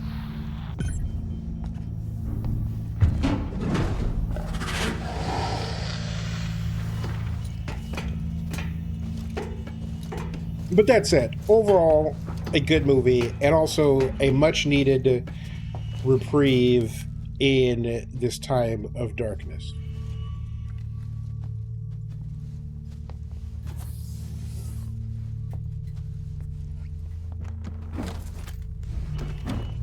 Wow.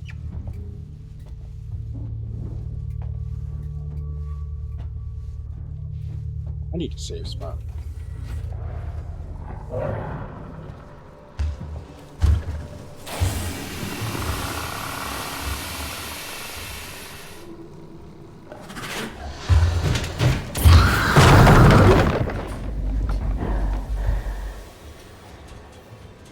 Not today, Satan.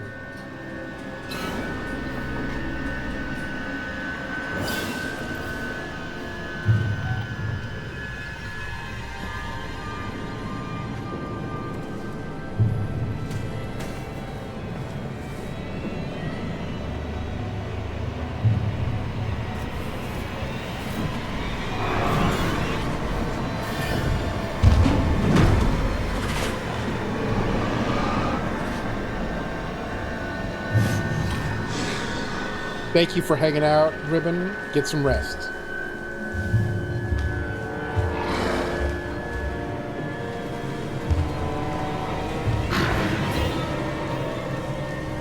Look, I've got a spicy take. Within reason, getting blackout drunk or like doing a bunch of drugs is totally acceptable. Like, it's not something that I personally want to do, but I get why people do it. Whether it is for fun. God damn it, Mom. Please go somewhere else.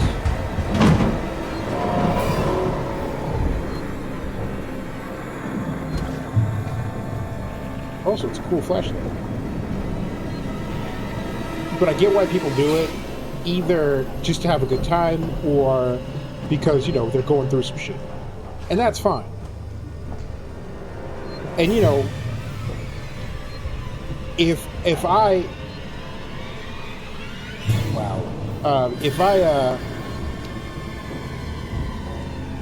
watched my entire planet explode and everyone I ever knew or loved died, and then also my species was extinct except for me, I think that that's good enough reason to do some hard drinking. Like, you're allowed a beverage. Ooh.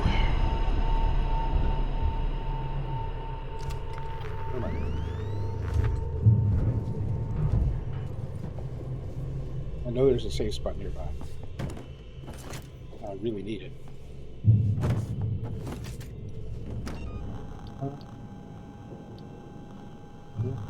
Yeah. Doesn't use sensors.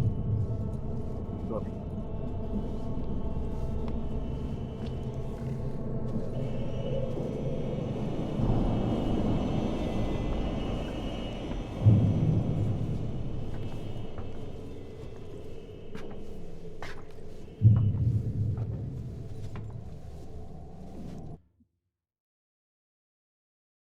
Access the research labs. Find a way inside the lab.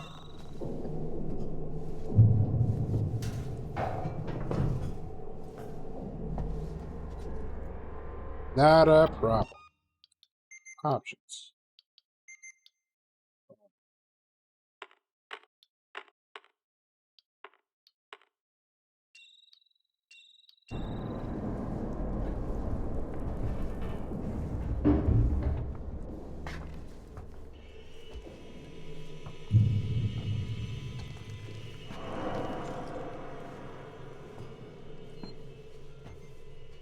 Right, that's another thing. Yeah, she's still a teenager. And as far as I'm concerned, if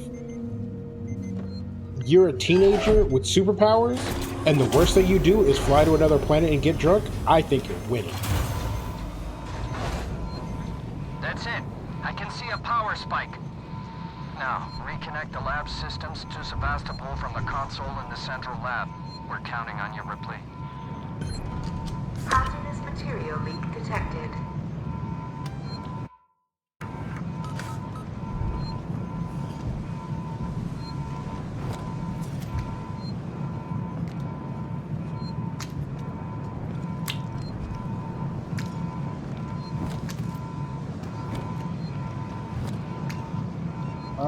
I could probably make another one of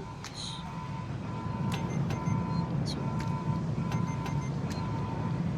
Boy, do I need some compound B. Compound B. Crap.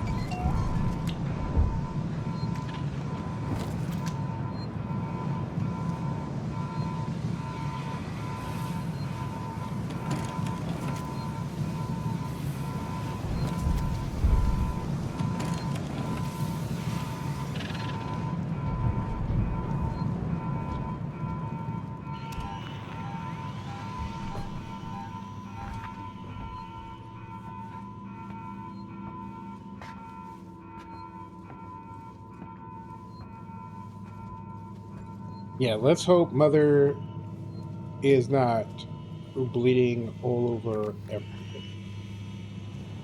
This is the room I just came out of, I believe, but there's also a console that is lit up.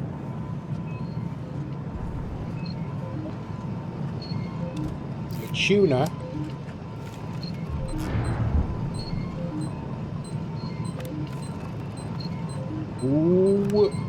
Wow. Ooh. Wow. Attention.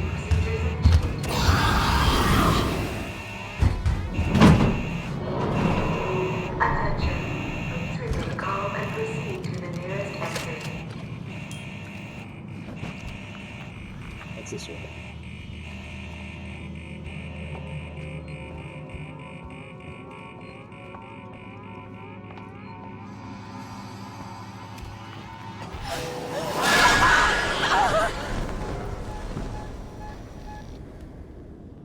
Ah.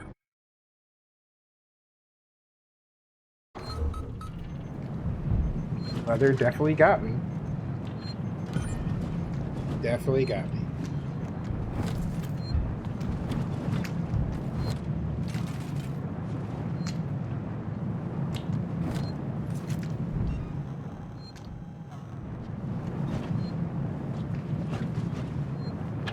Hmm.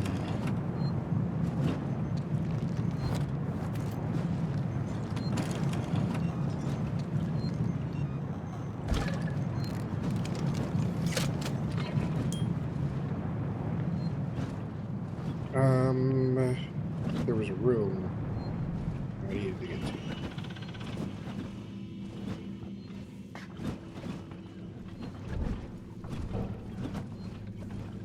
But it's good. This is a nice little refresher. I do like going back and playing games that I've played before.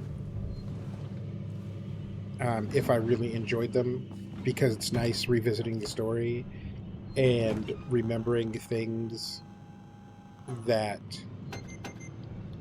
you didn't remember.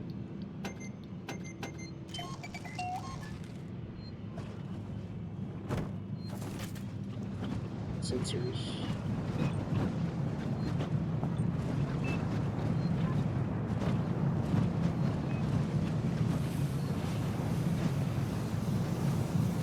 There's more stuff in this room, but apparently not. Ooh.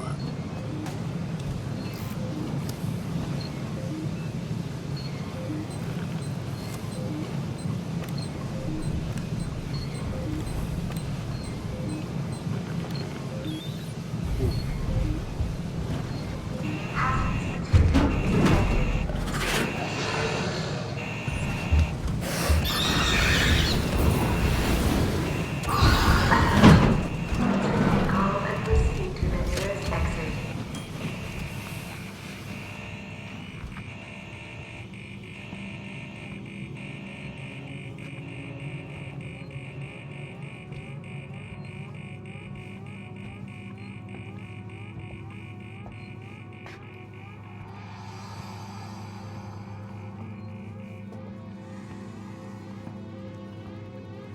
How did she get there?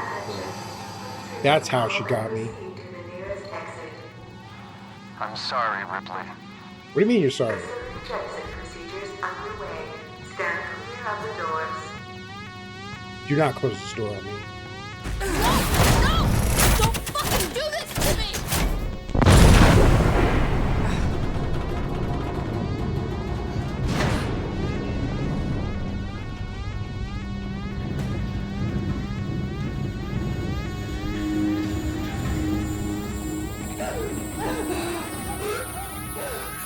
Standing by for gravity backup.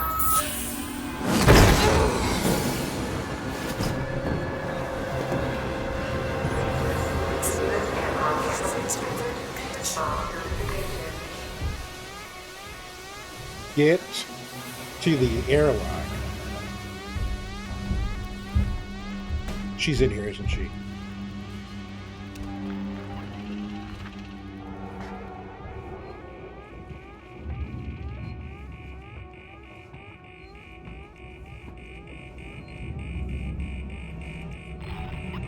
Please proceed to the nearest airlock and await emergency response notification.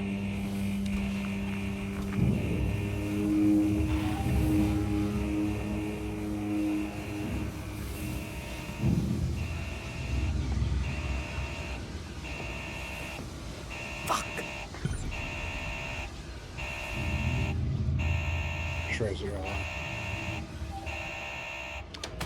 Airlock pressurization initiated.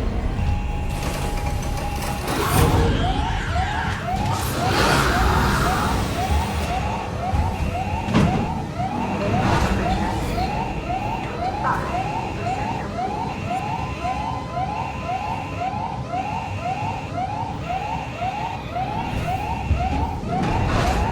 Pressurization percent complete.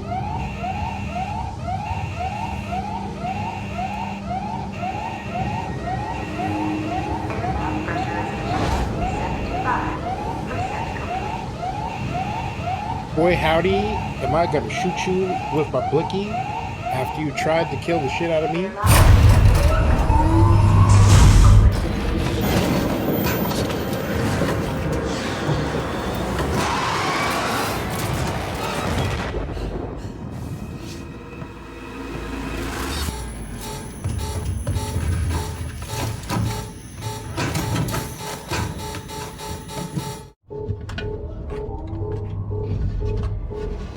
Oh yeah, spacesuit time.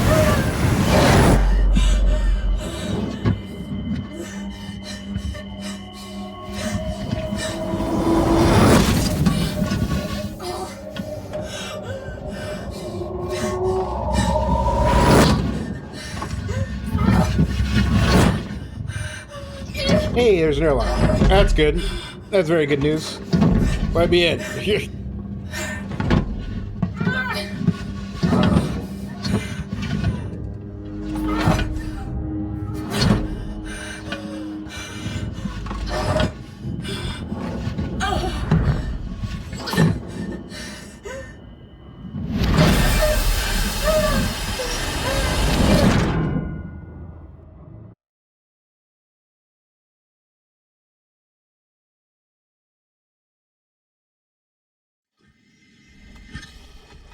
Oh yeah.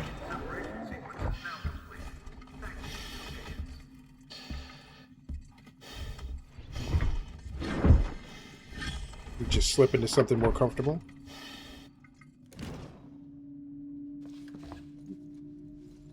Hello? Hello? Can anyone hear me? Ripley, is that you? Yes, me. Yes, wait. Me, you son of a bitch. Right. You locked me in. You blew the lab into space. I had no choice. No That's choice bullshit. at all. That bullshit You at saw all. that thing. You saw what it could 110% do. bullshit. I had to get it off the station.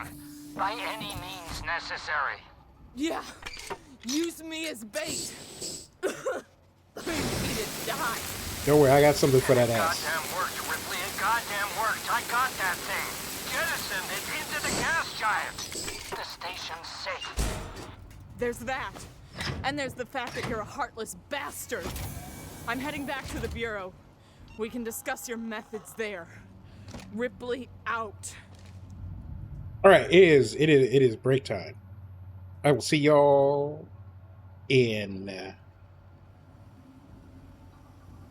3 minutes. Be right back.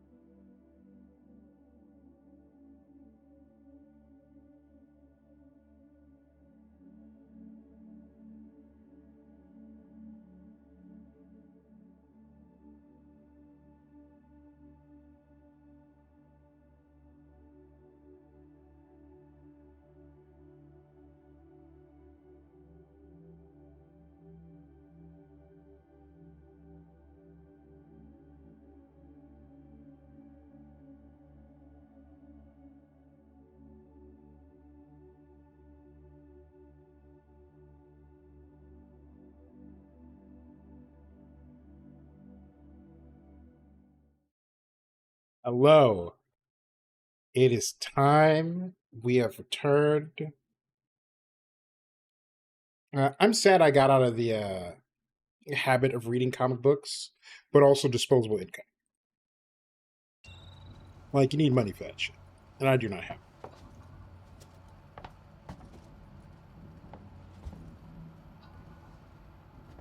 One day I will have money and will buy comic books again, but until that day. Yeah, I don't hear Mother about, which is good. Ion torch upgrade.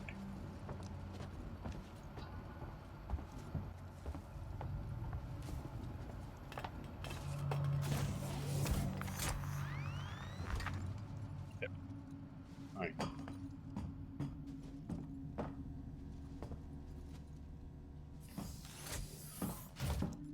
Yeah, like I had a buddy. So there was this. Unfortunately, was now, but there was this comic shop where I suspect Apollo has raised the hazard containment the comic book guy. Has it been turned on? Do I not remember turning this on? I guess that's on. That doesn't seem right. I guess it is on though. No? Why won't you let me turn you on? Okay, whatever.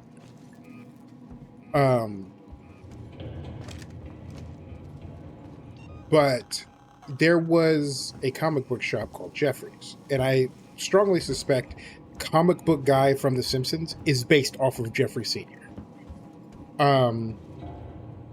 But an old buddy of mine used to have used to be on their pull list. And so we'd go every Wednesday at 9 a.m. Like, he would be late to work. And he worked for a comic book company. And so, like, it was understood that start time was 9 a.m. except for Wednesdays, where start time was 10 a.m. because everybody had to go to the comic book shop to pick up their pull list.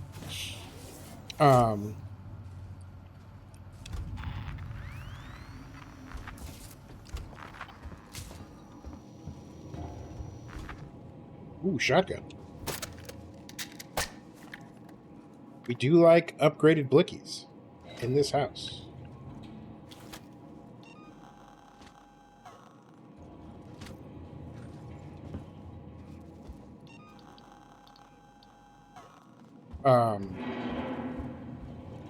And he would spend $150 on comic books every week. And this is back when, like, comics were, like, $250 a pop. And in my time of going with him to the thing, I saw them go from $250 to $350. And now, like, getting a variant cover is like $10 or something like that. And it's just like, that is so much money. Like, for $10, I can get like 60 hours worth of video game. Buddy, I really need you to not. Because unlike humans, I do not care. Sevastopol safety protocol.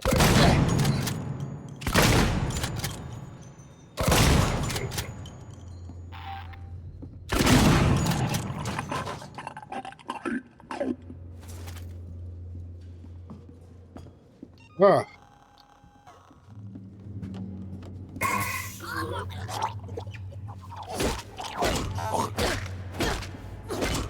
My turn. Let me help you. This isn't the answer.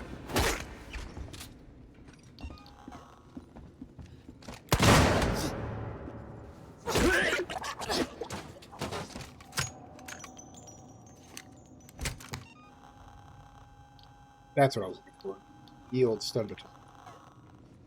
Also, you fucking jerks.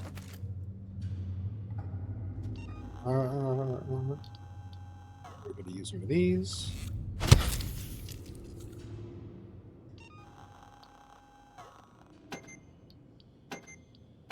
Got an evil compound.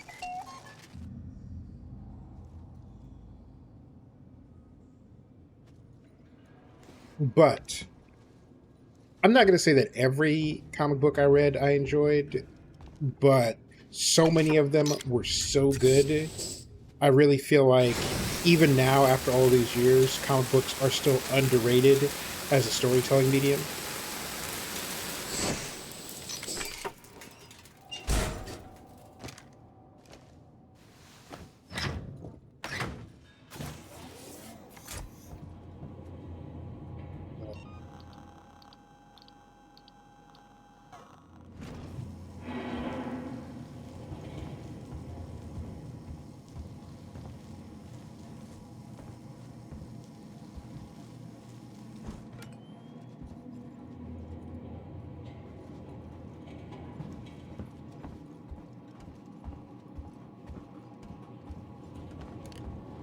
Okay.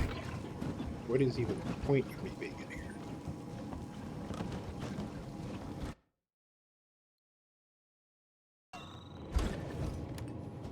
So far, no point. Got it. Open this door for no fucking reason.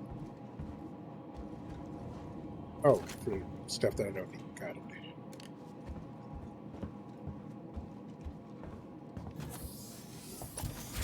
Yeah, Mark Hamill, underrated generational talent. Because as far as I'm concerned, he's not Luke Skywalker, he is the Joker. Something up here. Is there cool stuff up here that I should check out? A save spot, which I would gladly take.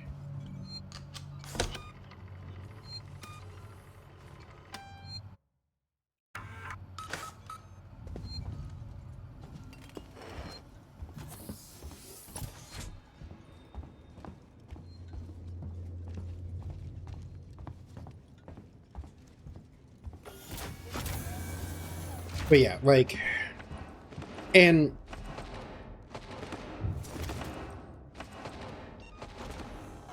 the one thing that I am really grateful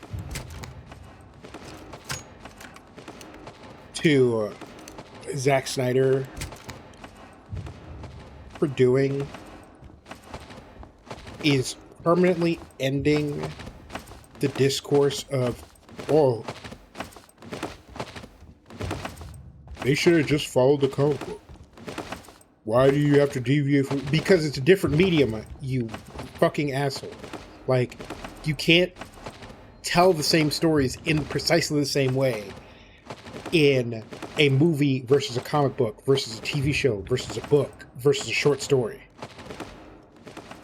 which is why short story adaptations for films are way better than book adaptations for films, because there isn't enough time to cover all the things. Whereas if you do a series as a book adaptation, it comes out much better. But if you revisit Watchmen today, in the year of our Lord 2025, get the extended director's final whatever cut, because not only is it the longer uncut version, but what is that sound? What is happening? Anyway, take an elevator.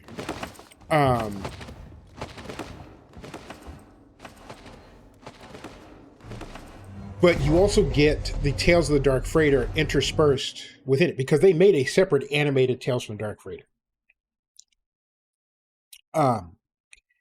And if you sit down with the Watchmen comic, because I did this. Ripley, it's Ricardo.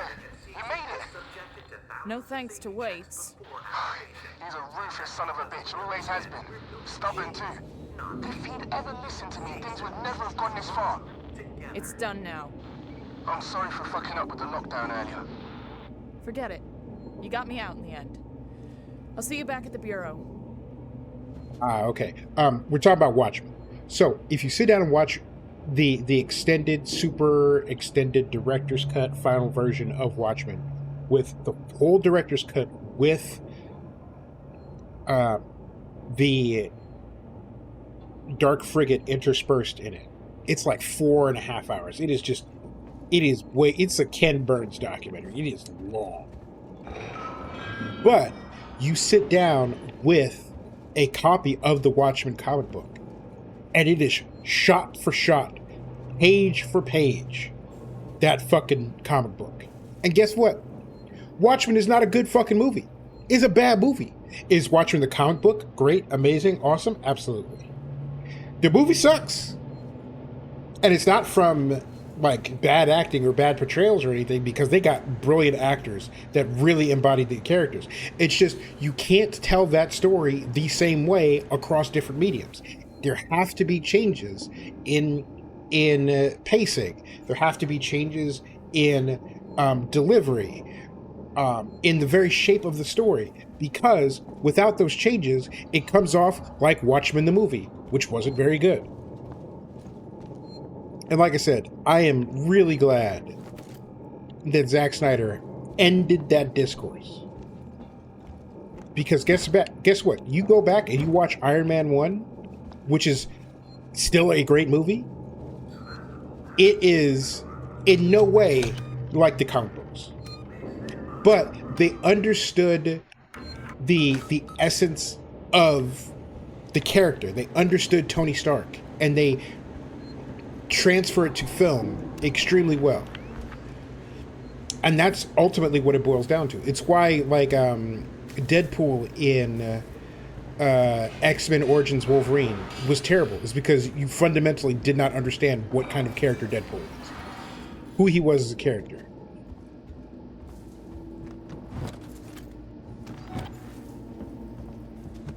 What is that? Look alive, people. I don't know this one. Don't want to get any closer. Back off.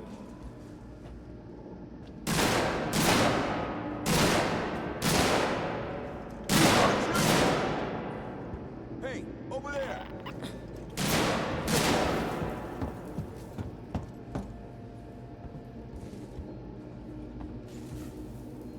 Oh, okay. So, like, in the Joker Discord.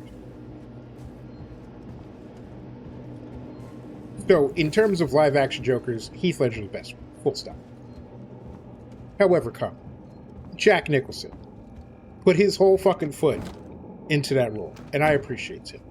Because that Batman, or that Joker, is really classic.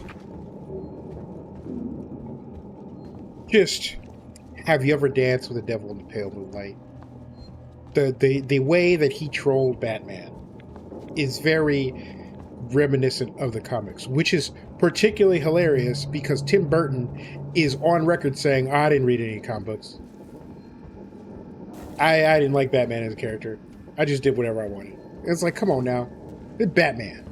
It's beloved Batman. And it's another thing that pisses me off about Chris Nolan. Chris Nolan had the nerve to make 3 fucking Batman movies. Doesn't like comic books. Doesn't like comic book characters. What are you doing, my guy? Why did you sign up for this if you didn't like comic book characters? Over there! I feel like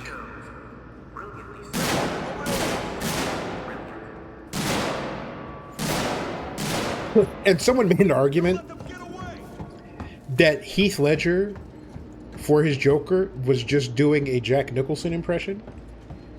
And it's not 100% correct, but there is some traction there. Especially if you've watched, like, there's a period of Jack Nicholson's career where he got, like, Bill Murray levels of zany. Like, after he did, like, One Flew Over the Cuckoo's Nest and, like, The Shining, there's a stretch of, like, 10 years where he's just like, I'm just going to be me on camera, and it's going to be great. And it was great. I really feel like I'm missing something. Apparently there's a box.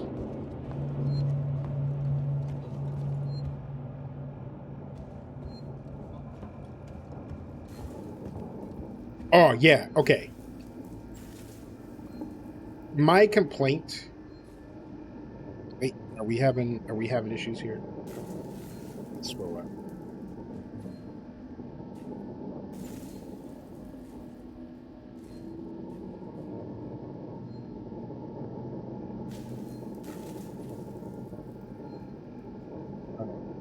Yeah, I mean, I haven't encountered the reconnection to chat thing, but I am not surprised that it is happening. Ah, update me. Okay.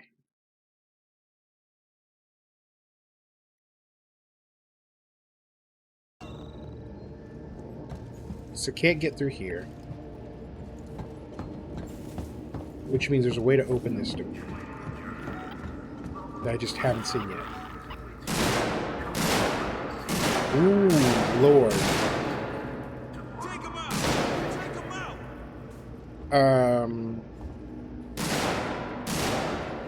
Let me go back here to figure out. Here's my beef with Cesar Romero. This man refused to shave off his mustache for the character. And, like, at some point when you are hired to do a thing and you got to do the thing, and I understand that, like, TV acting was much less important than it is now, but come on, man, don't make him put makeup over your goddamn mustache. Boo. That said, he was a delightful Joker and comics perfect. And also big shout out to Adam West for doing the first faithful Batman, because Batman was also a much more slapstick character. Comic books in general were much less serious in that era.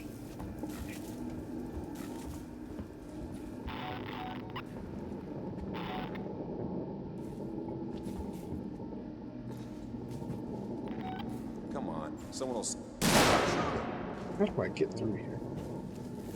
Okay, I'm just gonna wander around. Oh, Mask of the Phantasm. Peak. And here's the thing. Kevin Conroy and Mark Hamill. Peak Batman. Like, you cannot convince me otherwise.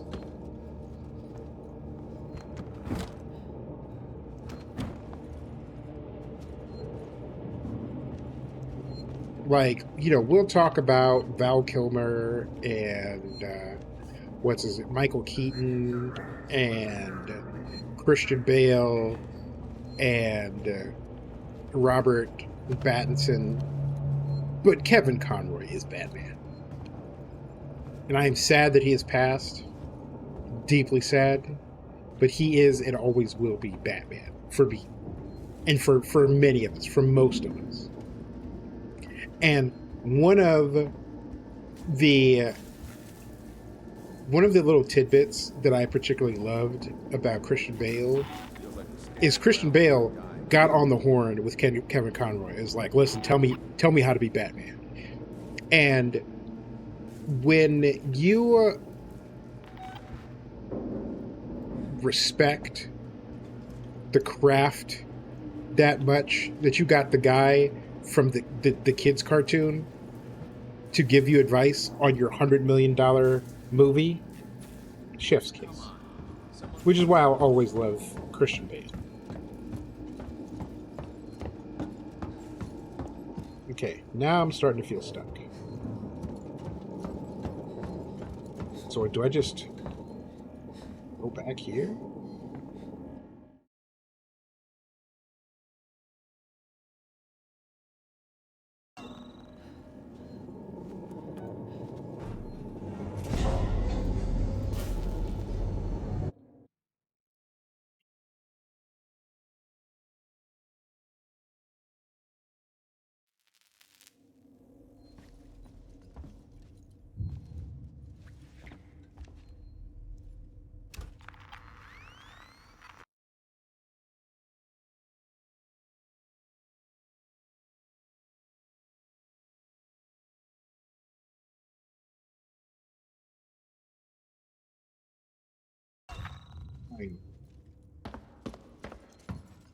There was a thing.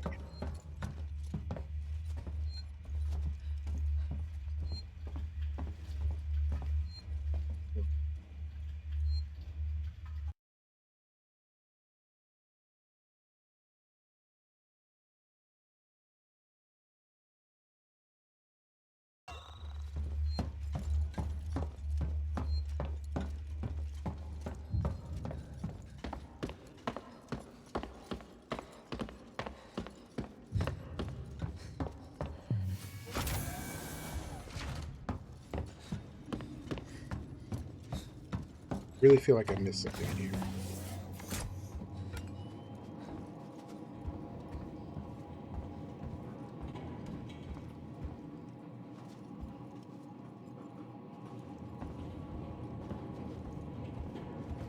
It's just items in here.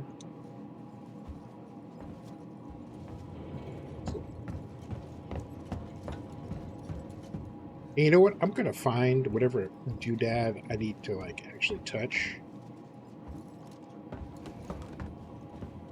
and be really pissed off that I missed it.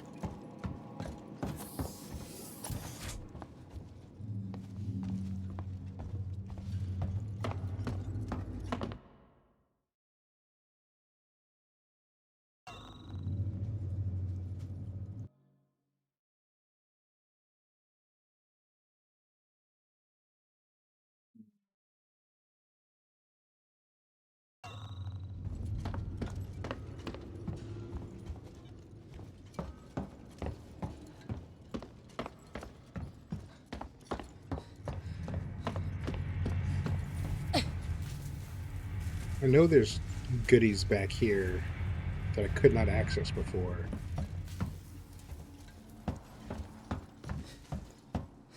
I too love the concept. Yeah, okay. So as much as I hated Batman vs. Superman, Ben Affleck was a great Batman. Like, the way that Batman was written was terrible. The things that he did, awful, out of character. However, Affleck was great. And not Michael Ironside. The guy who played Alfred. Jeremy Irons. Fucking fantastic. Brilliant. I would watch a whole ass movie of those two playing those characters. Too bad Zack Snyder doesn't know how to make a fucking movie.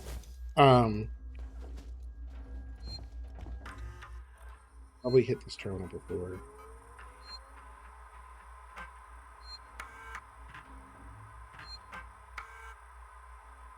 Yeah, okay. So we're back in here. Druia Jones, today's update.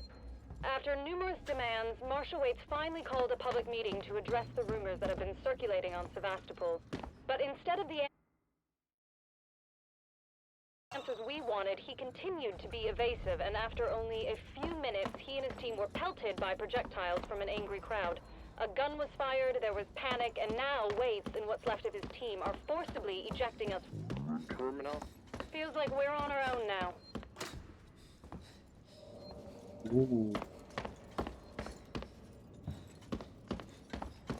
Ooh. Sorry, my brain melted for a second. I feel like there was a door I needed a plasma thing to get through back here somewhere.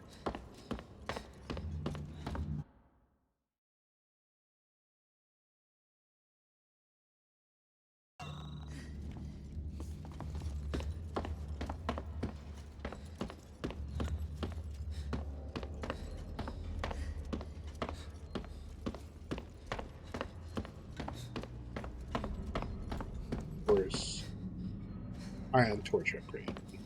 Okay. Fantastic.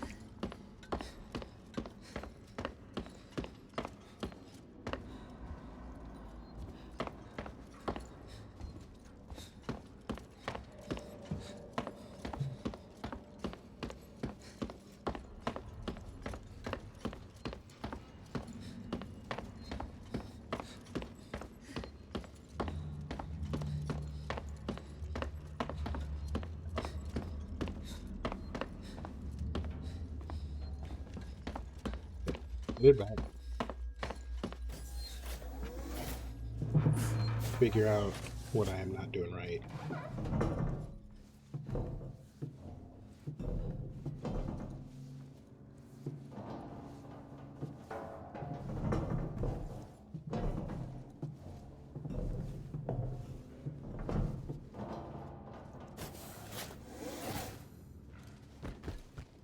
Oh man, that's the other thing is dude in the James Gunn Superman movie who was Lex, and I forget the actor's name, but he was, I wouldn't say a little character actor, but like not a star man by any means, but is great in everything. Just one of those actors where he shows up and you never remember his name, but he always does a great job.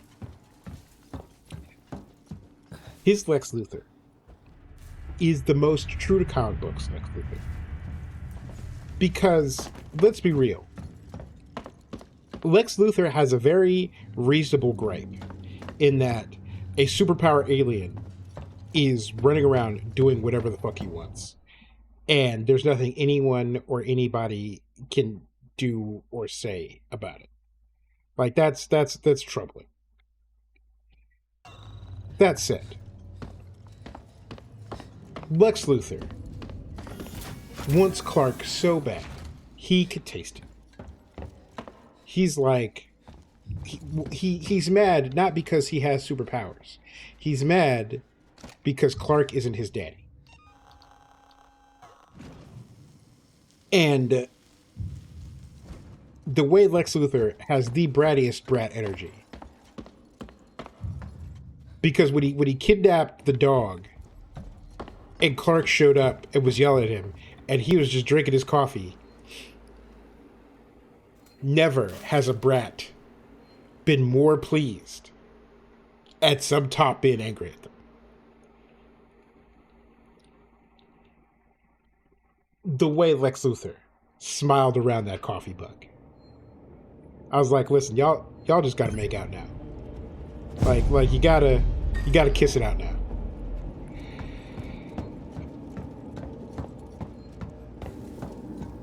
Okay. Door locked. We're gonna save again. Because you know it's here.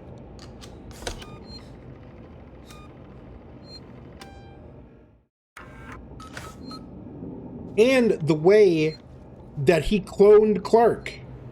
It's like, I understand that you wanted to have his baby, but not like this, my guy. Not like this.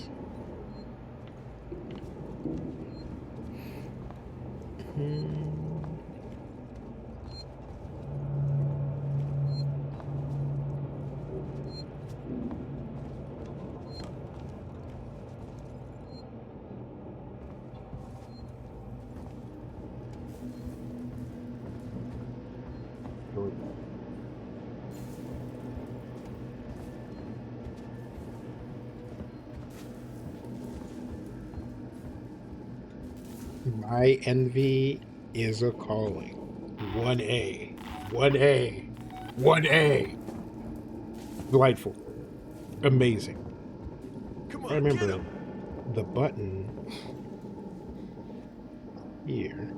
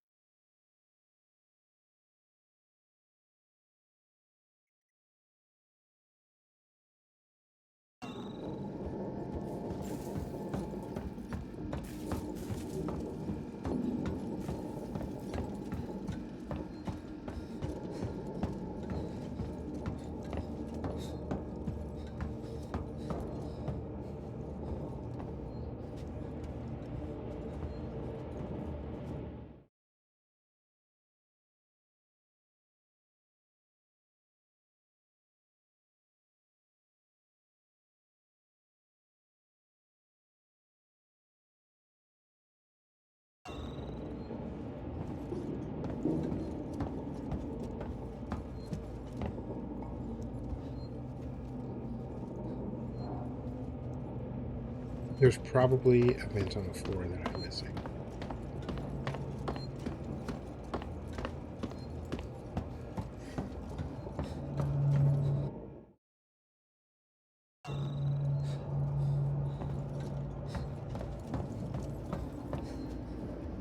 That door is locked.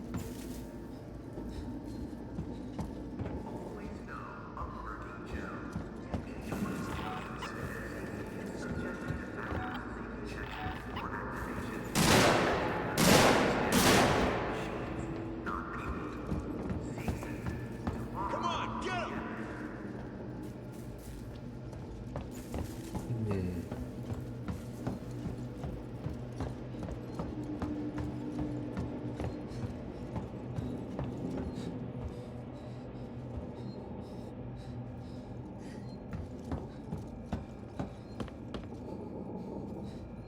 Okay, we'll go back and we'll have a look around some more.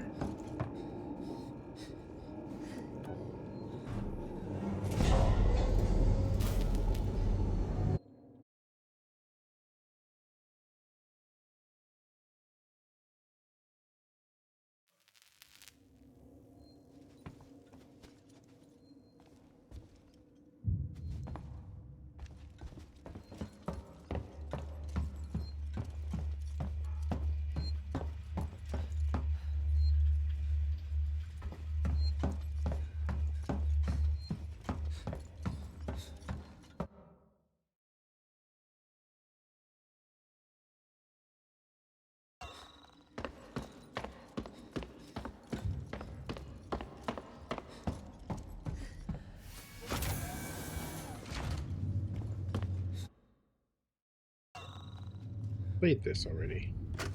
Reverse, this is Turner. I found the last power coupling. Took me a while, but it's off now. Just fitting the last security brace. Come find me when you've shut yours down, and we can get the hell out of here. Jesus, man, I'm hearing noises everywhere. Every creak and... Just hurry the fuck up, will you?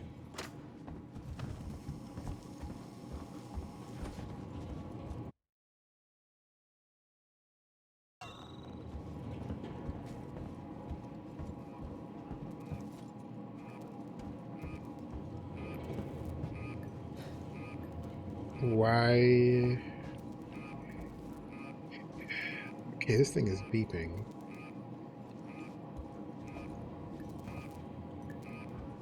But I feel like it's on already.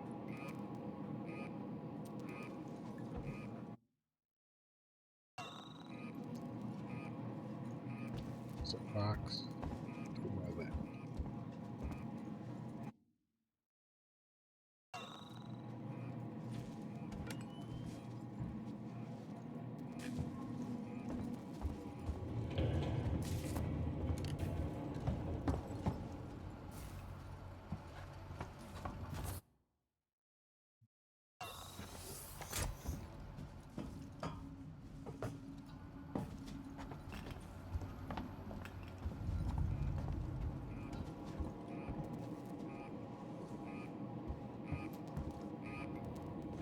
So that's on.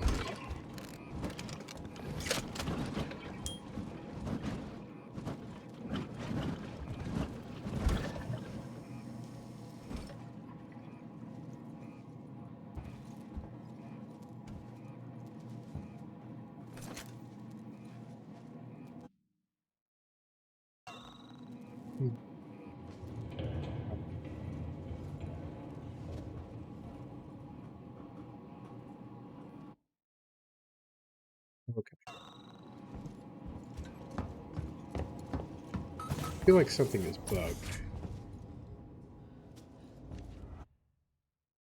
Okay.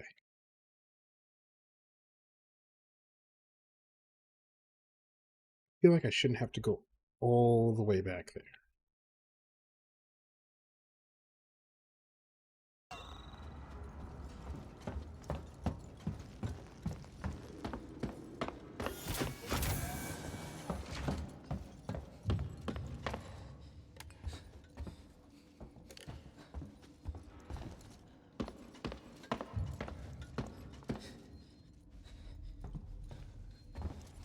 This door's locked.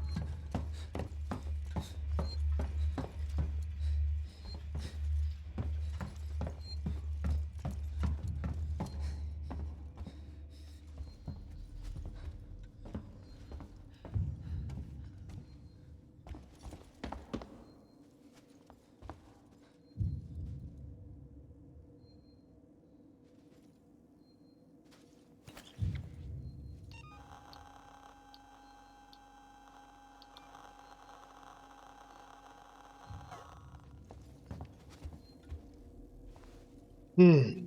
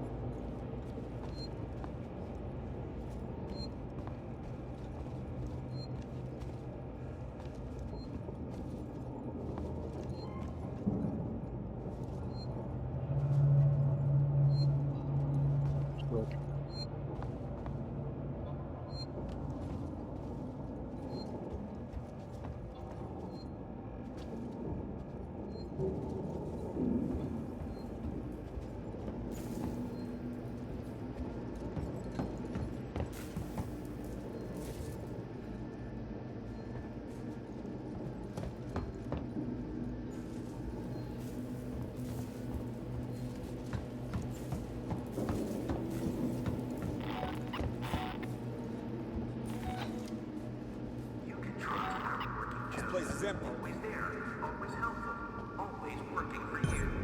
Our synthetics are made to be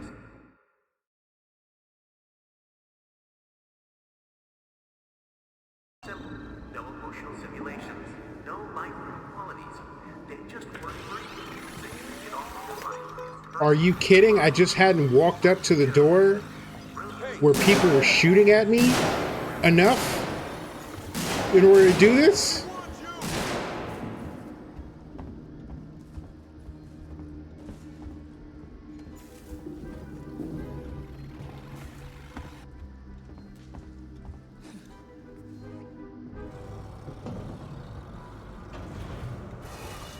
Boo.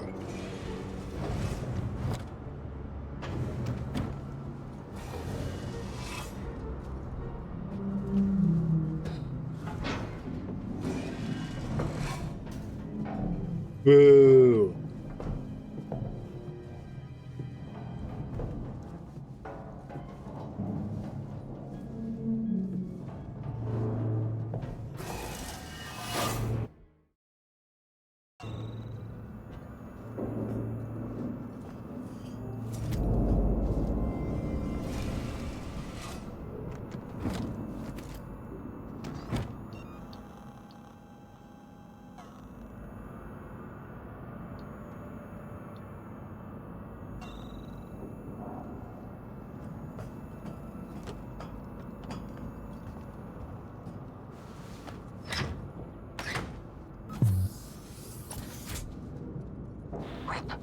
About to rain on the parade. Something's up with the androids. Something's been up with the damn androids since I got here. No, this is new. They've left their posts. I just saw some of them in a public area. That's not normal.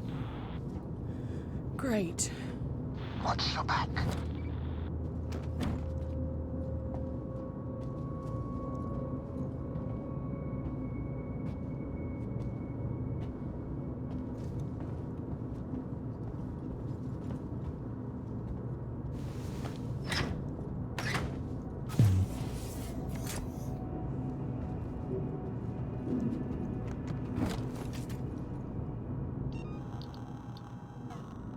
put it in there.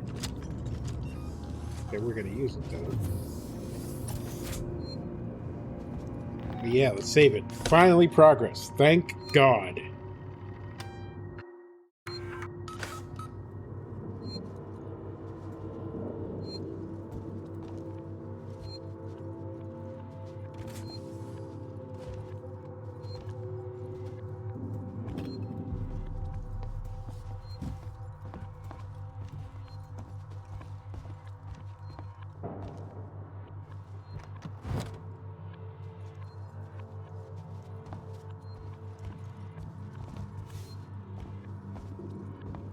I will catch up with chat in a second. I've been a little focused on desperately trying to make some fucking progress.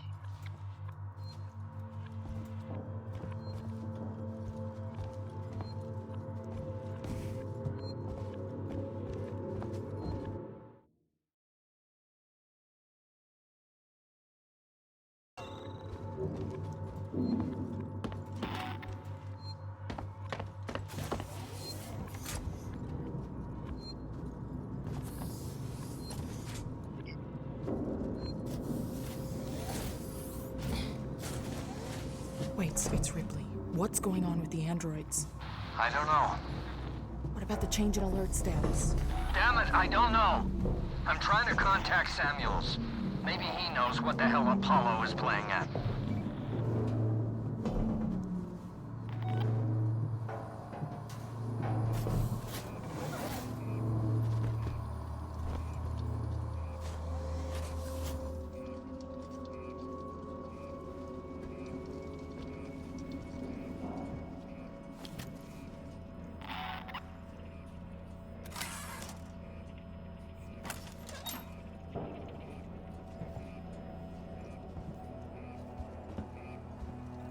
Ah, there we go.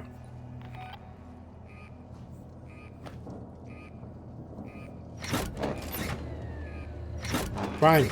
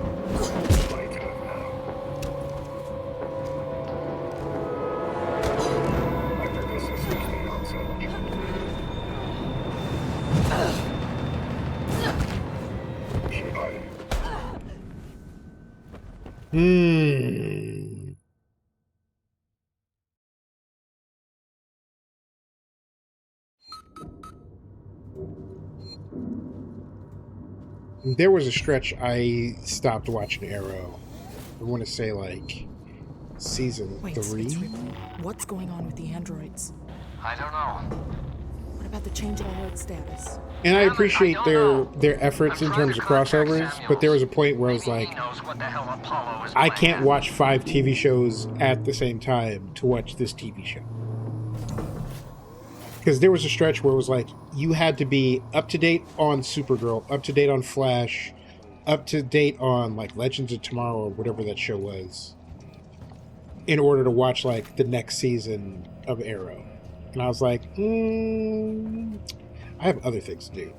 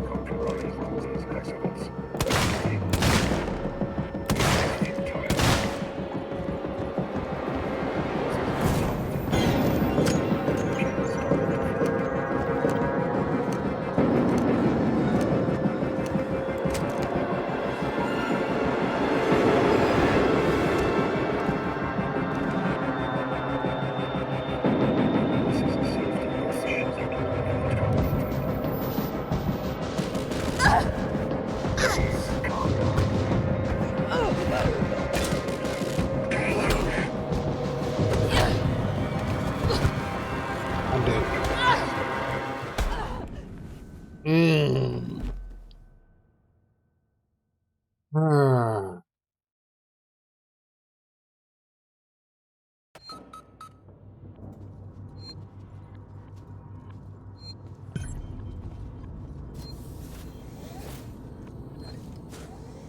Wait, it's Ripley. What's going on? I don't with the understand android? why it's stunned between. I don't know. I got the change in alert status. Damn it, I don't know. I'm trying to contact Samuels. Maybe he knows what the hell Apollo is playing at.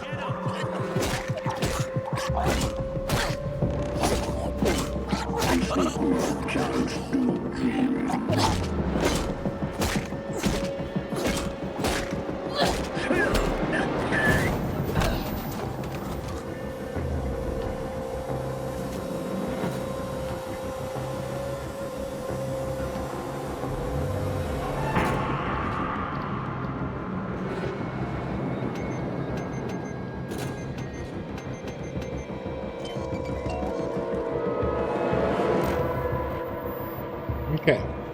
Now that that's dealt with.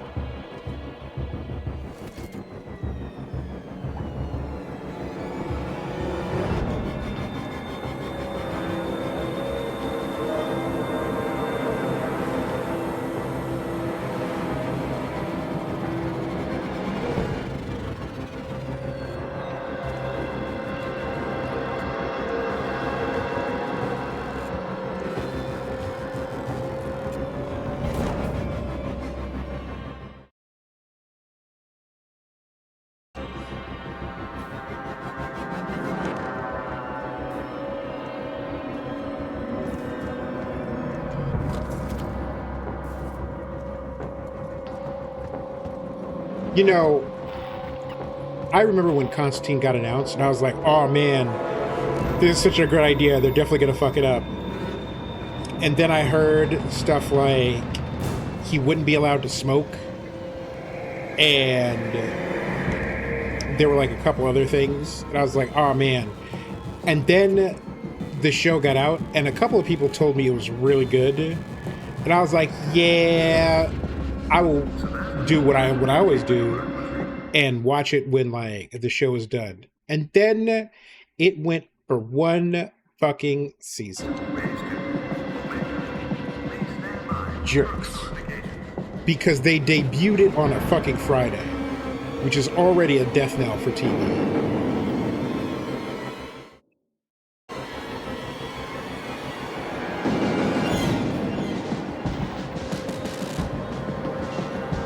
But then apparently there were like some other shenanigans with the show. And it's just like, come on. Like, if you're going to go through all this trouble and spend all this money to make an entire ass fucking TV show, at least give it a chance to succeed.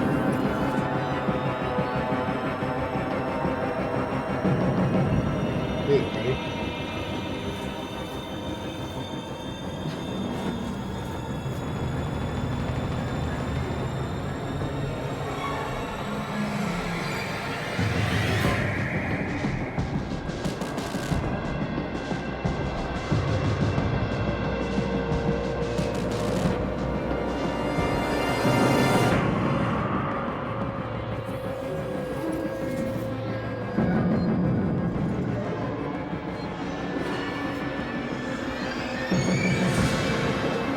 We need hostiles nearby.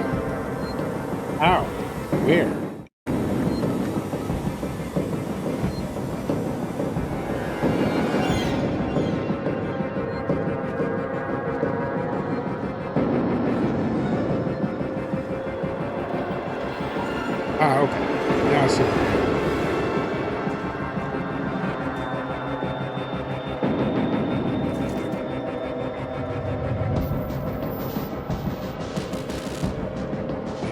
too.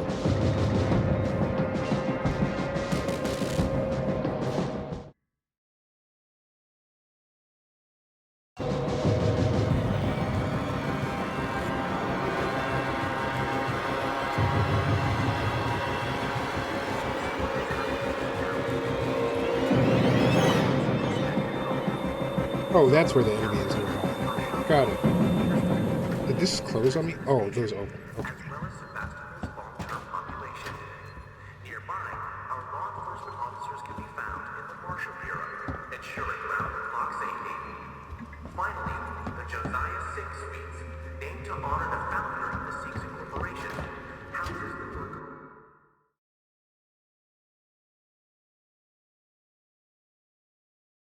And families living on Sevastopol, as well as providing executive suites for traveling businessmen.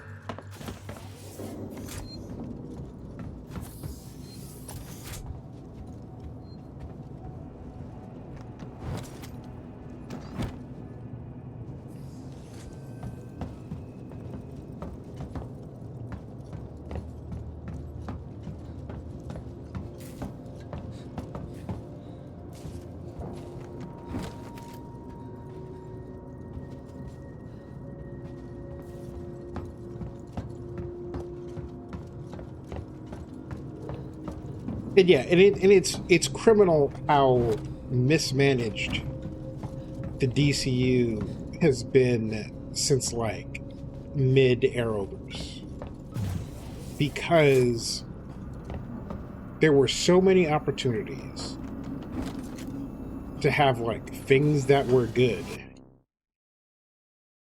Guess we'll go back.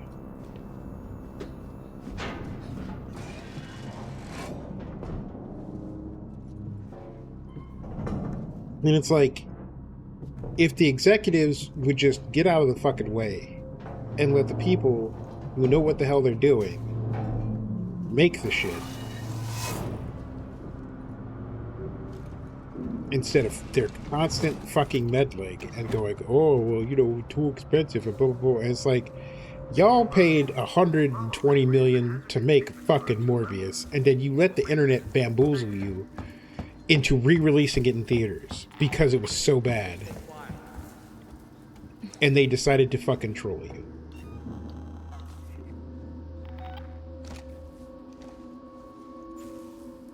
You know what, I'm gonna save before we do that.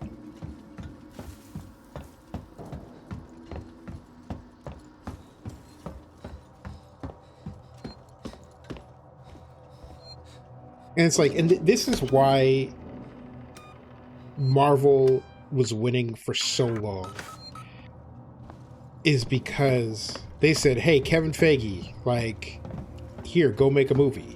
And he's like, dope, I made it. It's great. Here's my vision for the next 20 fucking years. And guess what? They committed and they followed the fucking vision. And so when you look at Marvel, the MCU, from Iron Man 1 through the end of Endgame, it, even with all of the bad movies that were in that, they were still enjoyable. I ain't dying here. No way. It was still sensible. It was still delightful. And the Endgame, like the last two Avengers movies, are some of the biggest movies to ever be made. Okay, where the fuck am I going? Okay, here we go. Something's moving around out there.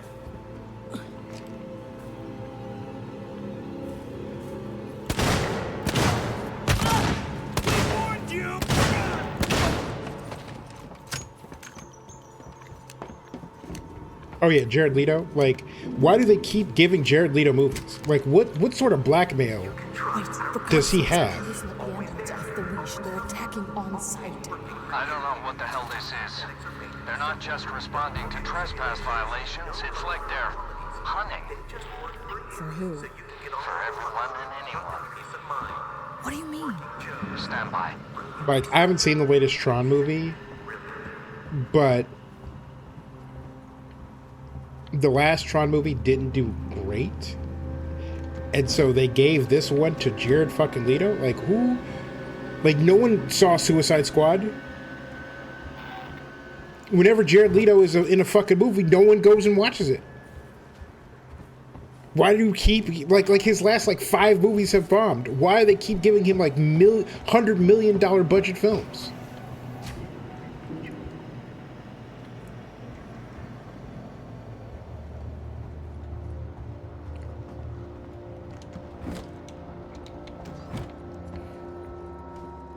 And I get it. If you start a sex cult, you have some sort of appeal. But and the worst part is Jared Leto is a good character actor. He's been in tons of films where he's not the main character or the main guy, and he's been great.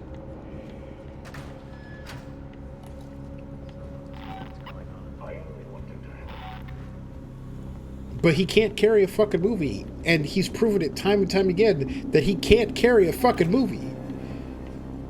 And what do? They keep giving him a whole ass movie so that he could just not carry it. Okay, something to my left here. My ID tag.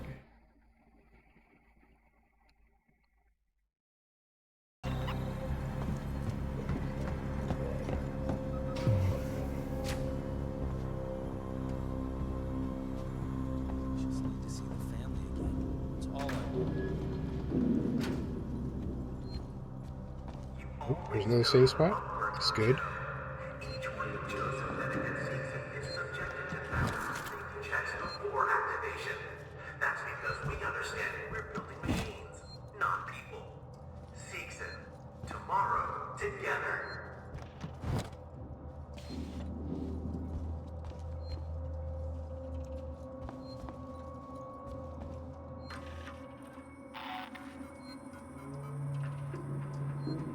Oh, Heist, you still there? Why the hell didn't we have the smarts to stay on the Anesidora? They shut me in a lab over in the Systech Spire. For the love of God, come find me. Elevators are out and there are bodies everywhere. I'm sure I could hear it in the walls.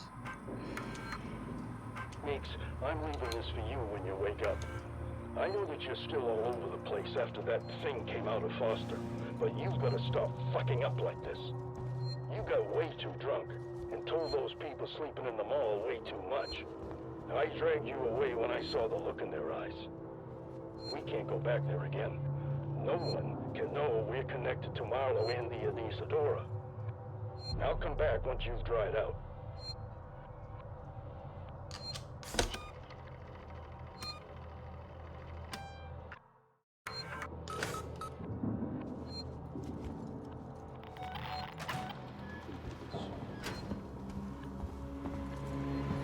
You don't want to get any closer.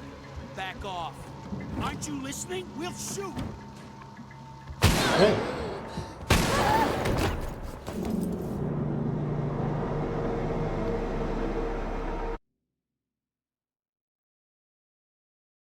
Actually, this is a good place to pause. I'm at a fresh save spot. Pre-rolls are over. Oh my God. And I have some people to message. So, thank you very much for hanging out with me and listening to me rant about miscellaneous things. Do I want to raid them? I kind of don't. We're going to raid them anyway. But yeah, we're gonna raid. Please hang out and hang with people, and I will see everybody on Tuesday, where Kay and I are definitely doing the talk show, or I will be doing this again. I'm pretty confident it's talk show Tuesday. But see y'all. Bye.